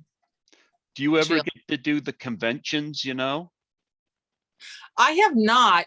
I have like an old roommate of mine when I first moved out to LA named Judy Aronson, that was in Halloween movies. No, she was in Friday the 13th. Oh, Friday the 13th. Final chapter. Yeah, so she, I noticed that she always goes to all of those because she'll post it on Facebook and stuff. So I'm actually a co-producer on a movie that she's in. Recently? Yep. Oh, how funny. So she just did something. 13 Fanboy. It's about a crazed fan going after alumni from the franchise. Oh, God. It's directed by Debbie Sue Voorhees, who was a hedge clipper victim in part 5. And there's Judy right in the center there. Oh, how funny. Now, I've never had Judy on here. I've interviewed Ted White, who played Jason in that movie. I had to say Ted White did a wonderful thing for Judy in that movie, because she was out in that water for a long time, and he said he told the director, if you don't get her out of that water, he's going to walk off the set. He'd be done. Oh, wow. Yeah, she was getting hyperthermia and all that stuff out there. And yeah, I've never had Judy on here. I've been trying to get her at the time when I interviewed Ted White. I've had him on twice. Yeah. He's in his mid 90s now, but Wow. yep. At the time, he had given me the phone number for Kane Hodder and Judy Aronson. Kane Hodder, and he didn't do it over the air, but Kane Hodder, I got an answering machine. I left a message and never heard anything. And Judy, I called. The first time I called, it was a wrong number. I was like, okay. I tried it again a couple months later, and somebody claimed to be her cousin. And I talked to Debbie Sue about it, and she told me to lose the numbers. So I lost the numbers, but Ted White didn't understand it because he said she would never do that. She would never do that. But I have no idea. So I got rid of the numbers because if something weird happened, I didn't want to come back to me. So, however, it's funny, the Doubtfire Challenge, one thing I did do is since I'm a co-producer on 13 Fanboy, I went on Cameo and I threw it out to Judy Aronson. And she didn't do it there because it was in the middle of pandemic and nobody wants anybody to risk themselves. She said she was so jealous when she discovered the other people from the movie were nominated and did it, but she said she didn't know she was nominated. So she promised that she's going to do it. I'm sure she would do it. Why wouldn't she do it? Yeah. Yeah. Yeah. And she was in Weird Science and right. Yeah. I forgot about that. Because I interviewed Vernon Wells from that, and he said nice things about her. I'd love to get her on here at some point. I'll see at some point. But I am going to repitch the Doubtfire Challenge when things loosen up. You're in California, like her. What's it like there now in terms of the pandemic? It's not bad. I mean, it's really not bad. You wear a mask when you go in places, but if you're outside, you don't have to unless you're in a crowd, or I guess. And I don't know. It's not that bad because it's not bad for vaccinated people, I should say, because they're not getting sick. They're getting sick, but when they're getting sick, they're not getting terribly ill. They're staying home, they're staying out of the hospitals, and they're not passing away from it. So I think there's more confidence with the people that are vaccinated, obviously, to go out.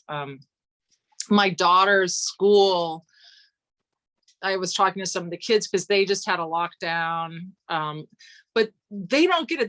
They're vaccinated, and then they'll say, oh, they have like a COVID outbreak, but because they're young and they're vaccinated, the kids in college, they'll make them quarantine, but they're not really, they're asymptomatic for the most part, so they're just keeping them from going out there spreading, and they don't even know they have it. It's just through the being tested all the time at school. So it's definitely working, the vaccinations, in terms of that. They definitely help. And then so they're monitoring it, and but it's functioning still. So we're getting to go out again. It's way better than it was early on, that's for sure. Yeah. What was it like being roommates with Judy Aronson? That's fun. It's so funny. I know all these people from this era. Who knew it at the time? You really didn't think it was just your people you knew and your friends. It's really interesting how many people I was friends with that became well known and are still known from that era and remembered. But it didn't, at the time, you were just kind of like goofy kids going out having fun, or you're it was fun. We had some good times. Well, she's into fitness stuff now, from what I understand. Yes.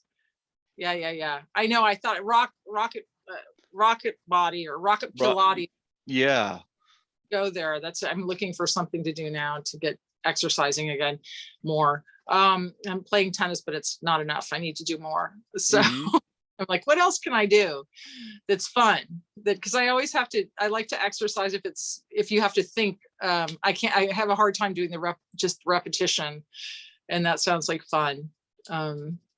Yeah, there's other people, because I'm friends with all of them on Facebook. So then I start to see who knows each other, and that's really nice. Like, oh, I didn't know you know so and so and so and so. That's interesting. Do you know Suzanne Snyder? I knew her at the time that I lived with Judy, because they're friends. Like, I know. They're weird science. Yeah. And then I don't know what oh God. Oh, I'm spacing on her name.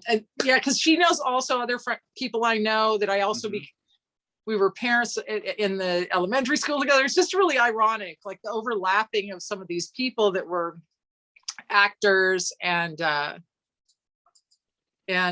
performers in different ways. Like Trisha Fisher, I think she knows Trisha Fisher too, and Byron Thames, and they're married. And then he was like a heartthrob from that era too. And they know each other. Everybody knows each other, and it's just interesting. Everyone kind of. And then there was more yesterday, because it was yesterday. Somebody posted something, and I saw all of us who commented. I'm like, oh my God, there's like it's like old school, old home week. There's people that I'm not friends with on Facebook that all of a sudden popped up, and I was like, oh, there they are. I was wondering what happened to them, and there they are. So yeah, it's a small world, Hollywood, in a lot of ways. Wow. Well, I know we got off on this, and you mentioned Judy when we were talking about conventions. So you never got to do Comic-Con's never done anything with Dumb and Dumber and bring somebody like yourself in? No, not that I'm aware of. But I'm not the star of Dumb and Dumber, so. But I guess. But there are these people, and Judy can attest to this, I would imagine. Yeah. They'll bring these posters in, and I bet she signed a ton of Friday the 13th, the final chapter posters. It's got all the names all over, Yeah.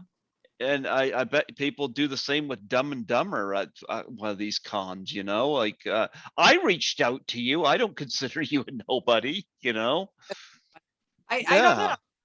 If I never thought about Dumb and Dumber, I always think about it being like the horror films, the action films. I think like years back, my husband used to they would invite him to some things, to do sign stuff or do stuff.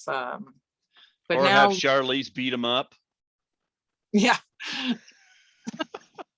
He said she's very talented, that she's really good at it. Like she's quite skilled at her action, which is nice to hear. I like when girls kick butt. I do too. You want me to tell you who I really like right now? And I've been a fan of her since I first seen her in her first movie in 2007. And every time I see her, she's just radiant. Is Emma Stone. Oh no, I didn't. Yeah, I love her too. She's fantastic. Yeah. Yeah, I watched her in Cruella this year, and see that. Yeah, I first saw her in Superbad, and Superbad kind of had a Dumb and Dumber vibe to it, because Dumb and Dumber, Jim Carrey is pursuing Lon Holly. Yeah. In Superbad, Jonah Hill is pursuing Emma Stone. Okay, yeah. So that's where I first saw Emma, and I've been following her ever since. And I think she's been in pretty much every genre there is to be in. She's really good. She's very, very good, and she's a talented lady. Yeah, and very charming. I mean, I don't know her, but I'm a fan as well. I like watching her. Who is that other girl that kind of reminds me of her a little bit too? I always liked that movie Kiss Kiss Bang Bang with because it was so funny. Do you know that movie Kiss Kiss Bang Bang? I know of it. Yes, my brother's a big fan of that. I'm gonna click that on here. So good. And there's it's like you say, there's certain things that you remember that are so funny to me, and I like some of the dark funny humor. But and Robert Downey Jr. is in it, who's such a great actor, and he's so funny. But there's a scene in it where he gets, it's just awful. He gets his finger cut off accidentally, like it, but then a dog comes in and takes it and runs off with it, wagging its tail, and he has to chase the dog, and it's just stupid. It's like awful and stupid and funny all at the same time. It's kind of like when you said, like with Dumb and Dumber, where it's just like that sort of over the top, like just crazy stuff going on. But you talked about Michelle Monaghan. Yes. Yeah. Yes. Yeah. She was in Mission Impossible 3 as well. Yeah, but she's really good too. Like she's very charming and likable and a good actress. Yeah, there's a lot like that. It's funny, all these redheads. They were in a lot of them are the little spicy redheads running around. Yeah. You know what? And this might be an attest to why I'm still single. I find women funny. You find women funny? Which is probably why I'm still single. Jerry Lewis. Why shouldn't they be funny? Jerry Lewis once said, and I lost so much respect for him. He said, women can't do comedy. I don't know where this was said. What? Yeah, and how can you look at Kate McKinnon and not laugh, you know? I mean, she's hysterical.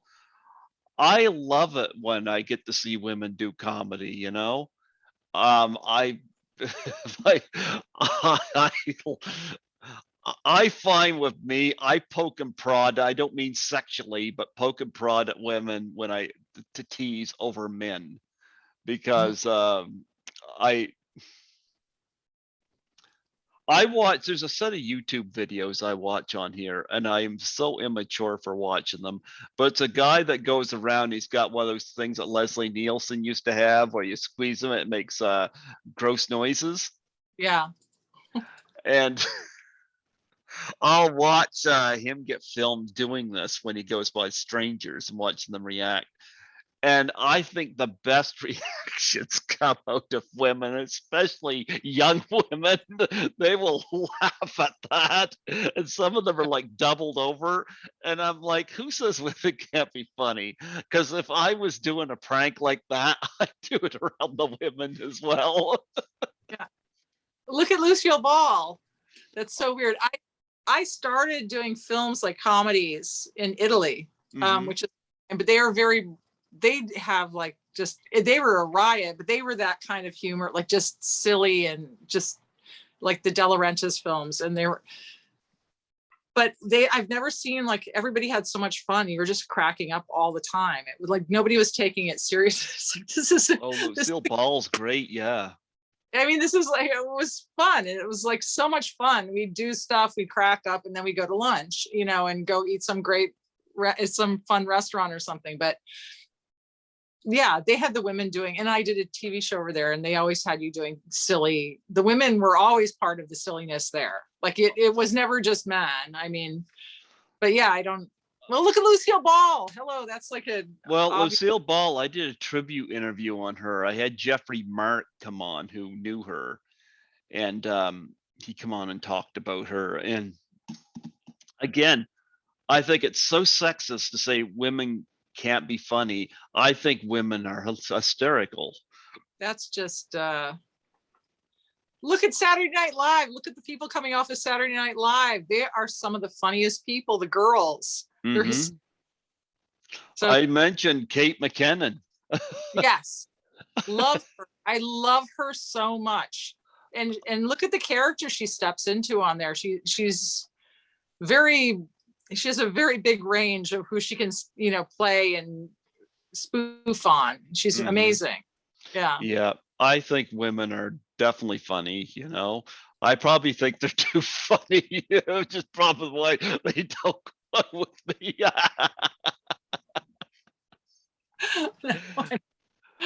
That's funny. Of course, my guests like meeting me when I'm at the con, so there you go. Yeah. Like it was Lisa Langlois who invited me to my first con.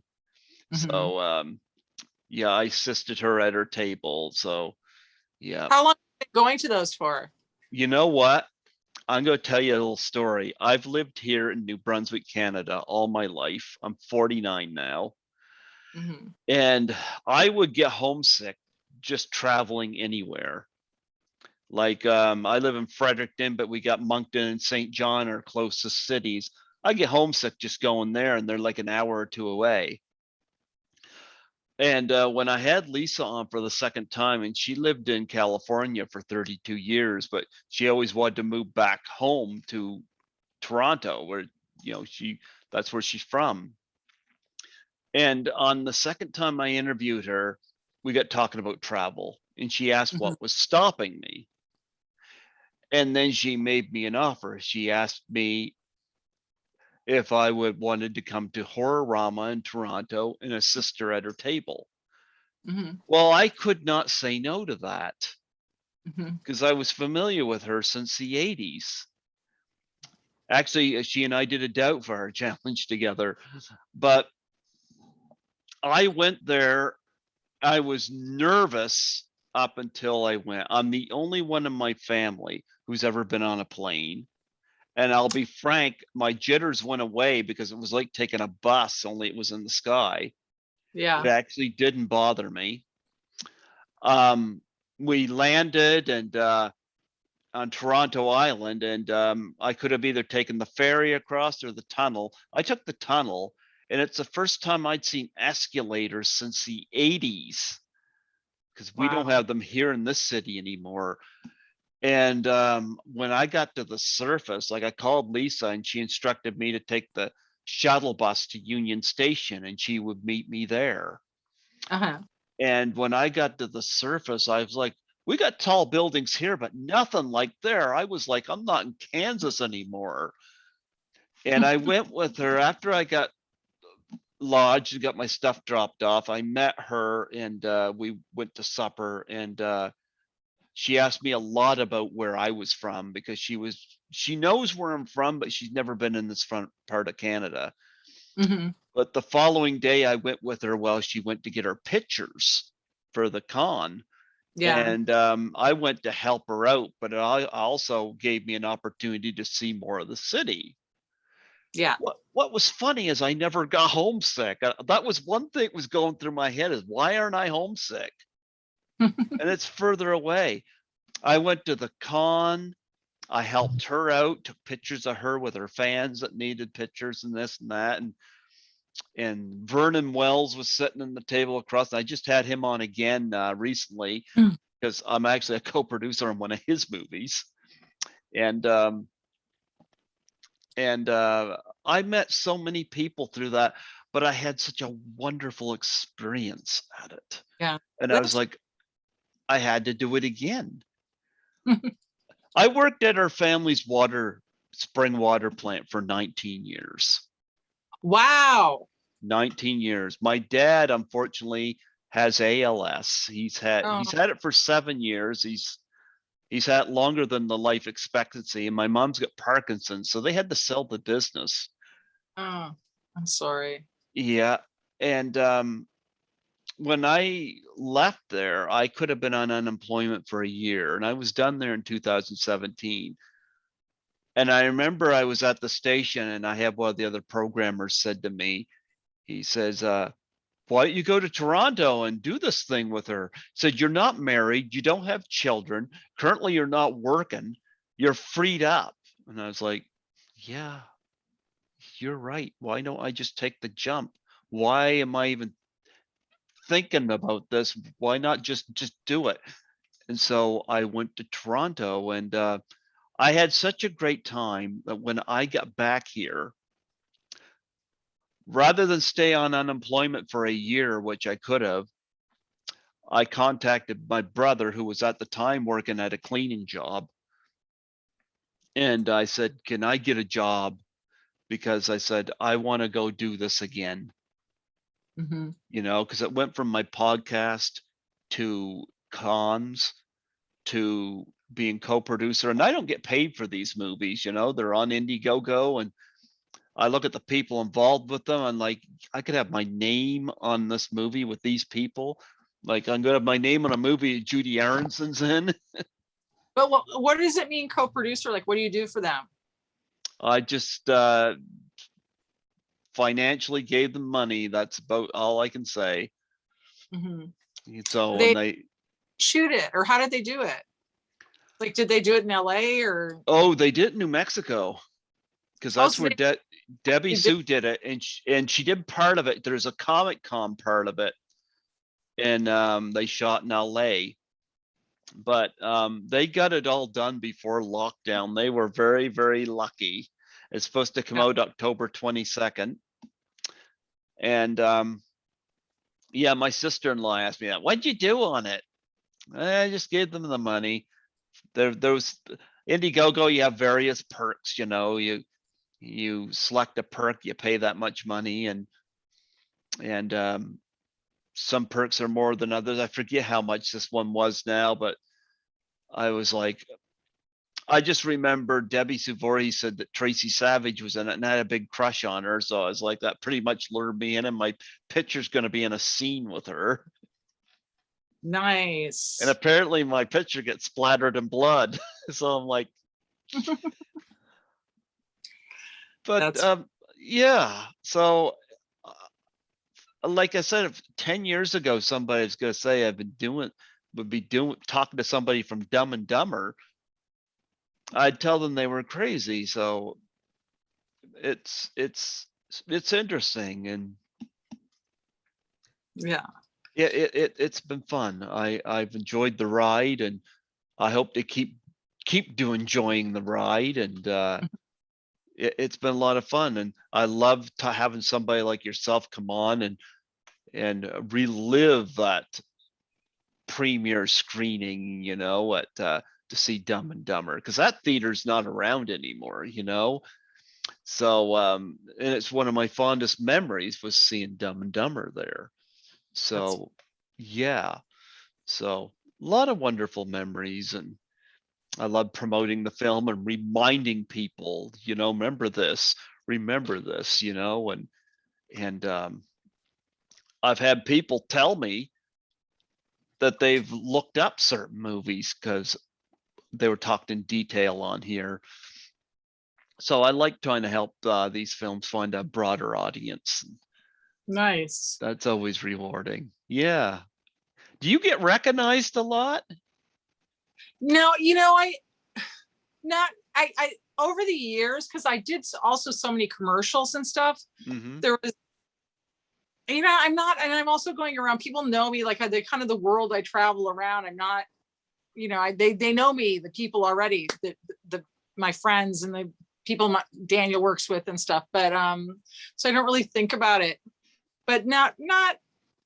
I used to always have people come up to me and say, "I know you. You look so familiar. Where do I know you from? Why do I know you? Did we go to dinner or something?" It's like, yes, we used to go to school together. I mean, because I was on so many commercials, so people, I think,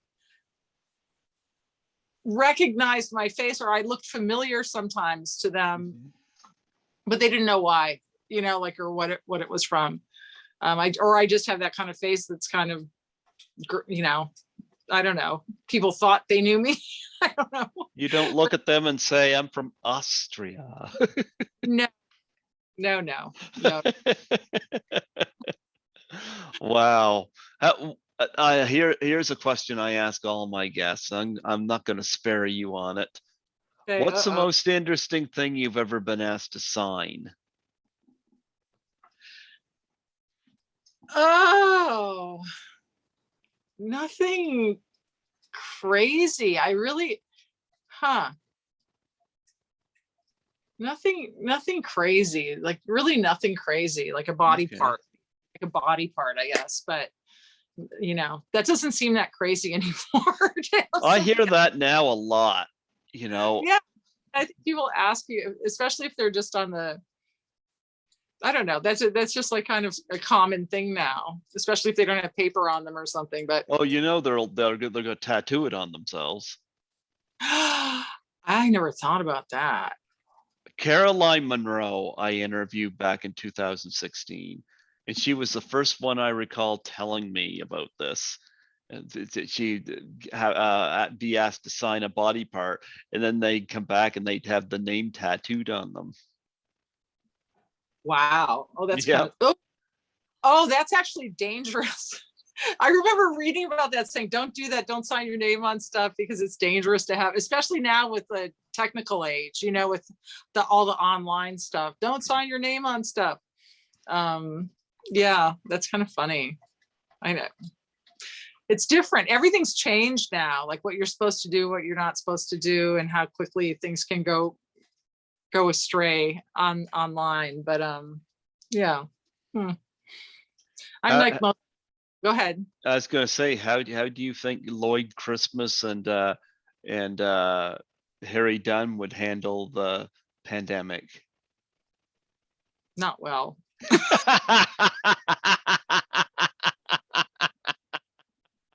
No, they would be spreaders unwittingly or whatever, you know, they'd just be doing something crazy. Yeah, I'm not sure, but I think they'd get vaccinated. But you know, that wouldn't be in the shoulder for them. They'd end up getting it in the ass. Of course. Yeah, I think it would be through they would give it something to do with the mutt cuts, like at the vet, that they get it from the veterinarian or something. They do something crazy. Yeah. I don't think that's actually a movie in itself. I think the Farrelly Brothers could come up with a good movie with them roaming around the countryside with that. Oh, yeah. Anyway. Well, is there anything else you want to plug and promote on here? Let's see. Not really. No, I think we covered a lot, covered everything, all good. Well, you know what? I appreciate so much you being patient with me, because I know that you had gotten back to me. I contacted you initially before the lockdown, before I knew that the station was going to be closed from March 2020 to we're just going to be opening up there later this month, which is coming up. Mm-hmm. And so when you got back to me, and I'm so glad you were understanding that I was not at the time in the position to be able to do this. And I loved hearing that you're from Canada. That blew my mind, you know? I thought you knew. It's funny. There's a lot of Canadians floating around out there in the industry. Yeah. So. Yeah. But I was so happy when you got back to me, because not everybody that said they'd do my show has followed through with me. And I feel bad about that, but it's like, I had no way at the time until I got introduced to Zoom, I had no way. And it's like, I couldn't do anything about the pandemic and the lockdown. And I know it made me look unprofessional, but it was nothing I could do. So I want to thank you for following up and coming on here today and doing the show. Yeah. No, thank you for having. Yeah, I had a lot of fun, and now every time I see you in Dumb and Dumber and Kingpin, is gonna be like, there we go. I talked to this woman. You're my third from Kingpin now. Oh yes. Because I had Lynn Shay and I've had Vanessa Angel on. So Vanessa Angel was pre-Charlize. She took it out on Woody Harrelson. Yeah. Yes. God, Woody has had a career. Yeah. Huh? Could you imagine if your husband during that fight with Charlene's had one of those boob punching moments like in Kingpin? I know. Well, that's like what they're trying to do. There's this kind of genre now, this action comedy, but it's smart this hybrid that's kind of coming about more, and I just think it's so good. It's such a great. I like those two merging. I like those two genres kind of merging more. Well, I've been going back to the movie theater since July 2020 because we handled the pandemic fairly well here. But I just saw an action comedy yesterday. You might want to check out, called Cop Shop, and that. It's good. Yeah, yeah. Got Gerard Butler in it. Oh yeah. Yeah, it's got a lot of humor in it, and you. I can't remember what it was. And you can't quite tell where it's going either. Mhm. because some of the characters you don't know whether they're telling the truth, what their motives are. Yeah. I love that. So Cop Shop, you might want to check out. All right, I'll check that out. Yeah, we Yeah. stuff because we're cinephiles, so we try to check out as much as possible. Well, Cop Shop was one that wasn't really advertised, and that's kind of why I went to see it. Yeah. Yep. But yeah, I try to go once a week to the theater. I know when I go to Toronto for Frightmare in the Falls, I'm gonna probably go a lot there because they have different theater experiences there. Yeah.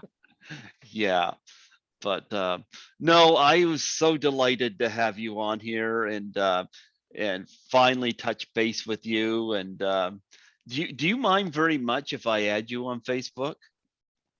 No, go ahead. That's fine. Okay, I'll add you on Facebook and stay connected. And if your husband wants to do this show, the door is open for him.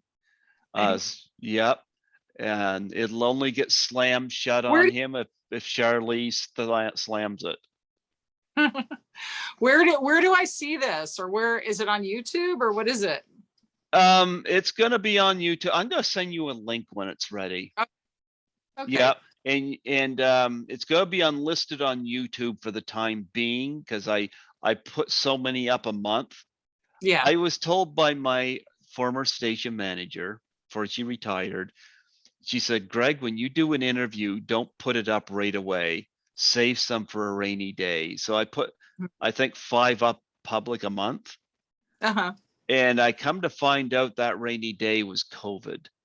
Because when COVID hit and I had no way of doing my show or to do interviews, I had 150 plus interviews in my backlog that I was able to put up. Yep. But what I do is the interviews that aren't public yet, like yours is go be unlisted right now until it goes public, but I'm going to give you the link and you can post it wherever you want to. You got my permission. Okay. You've got my permission. You can post it before I post it. You got my permission, I do it that way. So in case I have what we call the COVID situation, because that would have put me in a panic, so I was lucky to keep my YouTube channel updated. So yeah. So I should have this done up within, I might even have it ready tonight. Who knows? I can send you the link. No rush.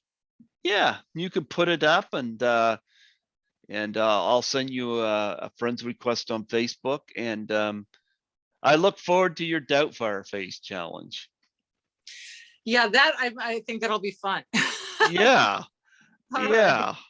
I look forward to seeing that. So it's called the Doubtfire Challenge, and how did you donate? Where do they donate the money to for that? Is it on like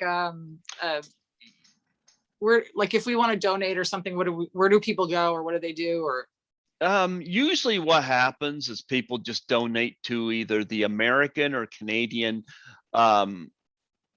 Foundation for Suicide and Depression Awareness. Okay.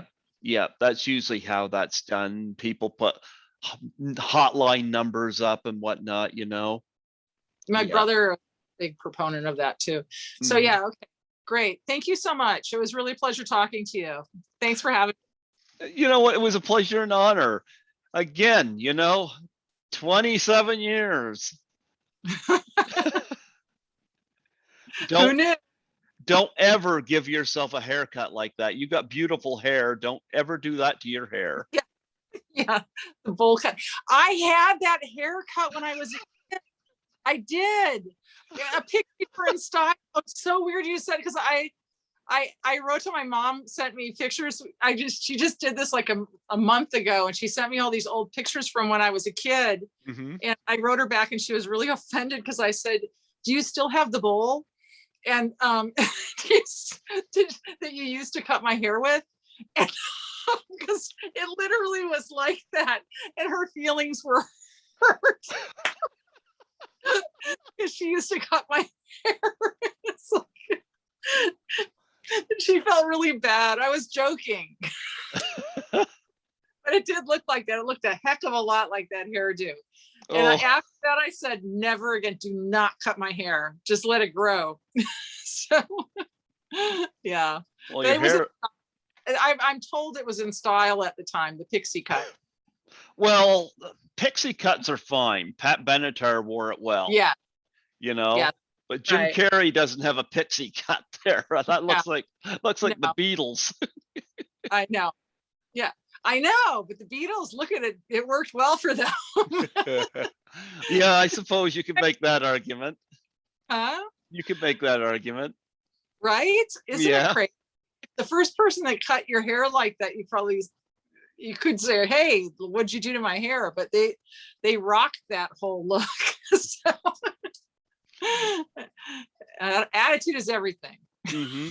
Well, your hair looks great from what I'm seeing there. Your hair looks great. Oh, thank you. You're welcome. You're Something that welcome.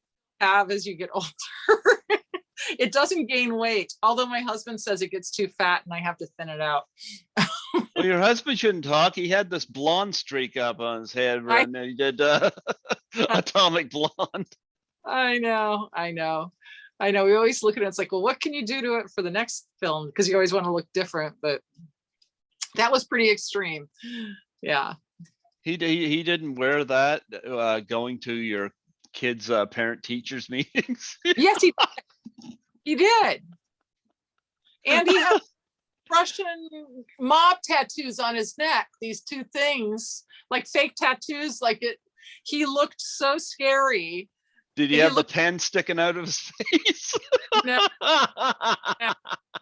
In Bloodsport 4 too, when we did it, they stuck it. He like stuck a pen in someone's ear to kill them. I was like, oh, that's just vile. But yes, he did not. There's a lot of like, it's kind of funny. It's a little bit horror-ish, isn't it? Mm-hmm. I used to say, because when I would do the haunt stuff, my kid grew up around seeing us do all this stuff. So it's not scary when you see it being done, when the fakeness, because it's funny and everybody's laughing and joking around. Hey, we should do this. Let's do that, and then you're kind of laughing about all of it. But so it's always interesting to see the after effect that people are scared of something, or when it's just, fun and games. It's just all fake. But yeah. He scared the people at school, I think, a little bit. This is Bella's dad. I'm like, no, don't tell them. Tell them you're not like this regularly. Oh, that is funny. Well, yeah.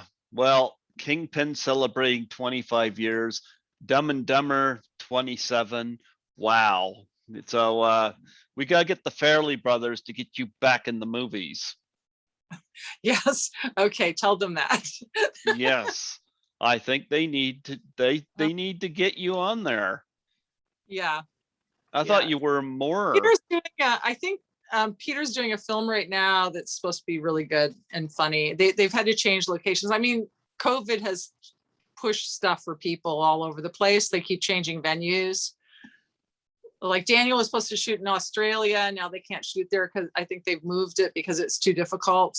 They're at lockdown. And I think Pete was supposed to shoot there. And now I heard from Cindy, maybe they're shooting in New York. I don't know where. I can't remember where they said they're shooting. But so everything's gotten pushed around. But I think he's doing a really fun, interesting, good movie now too coming up.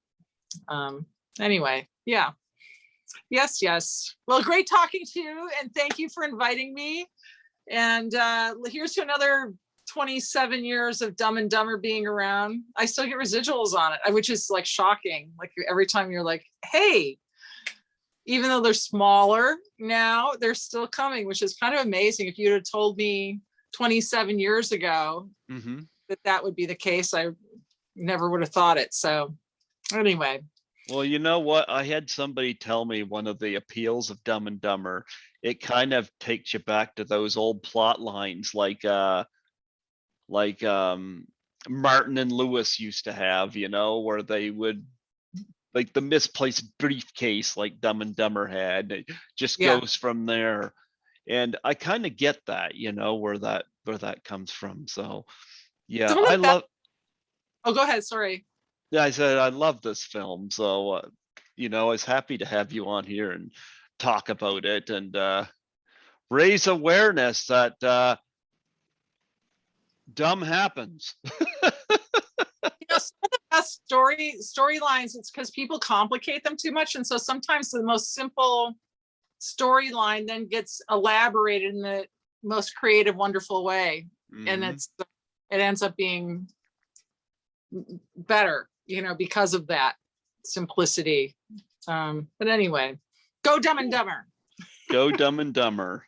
Or as the Yeah. song says, we're gonna crash. Yeah. Well, all right. Good day, mate. good day, mate. Good day, mate. Let's have another strip on the Barbie. Before I let you go, would you do a plug for my show? Okay. Just say your name and who you were in Dumb and Dumber. I think they credited you as Bus Stop Beauty. Oh, I'm not gonna. I'll say Bus Stop Girl. You're a beauty. Come on. I'm the bus stop chick in Dumb and Dumber. You are a beauty. I could tell by looking at you now. Your husband's got fantastic taste. You're better looking than Charlize Theron. Ah!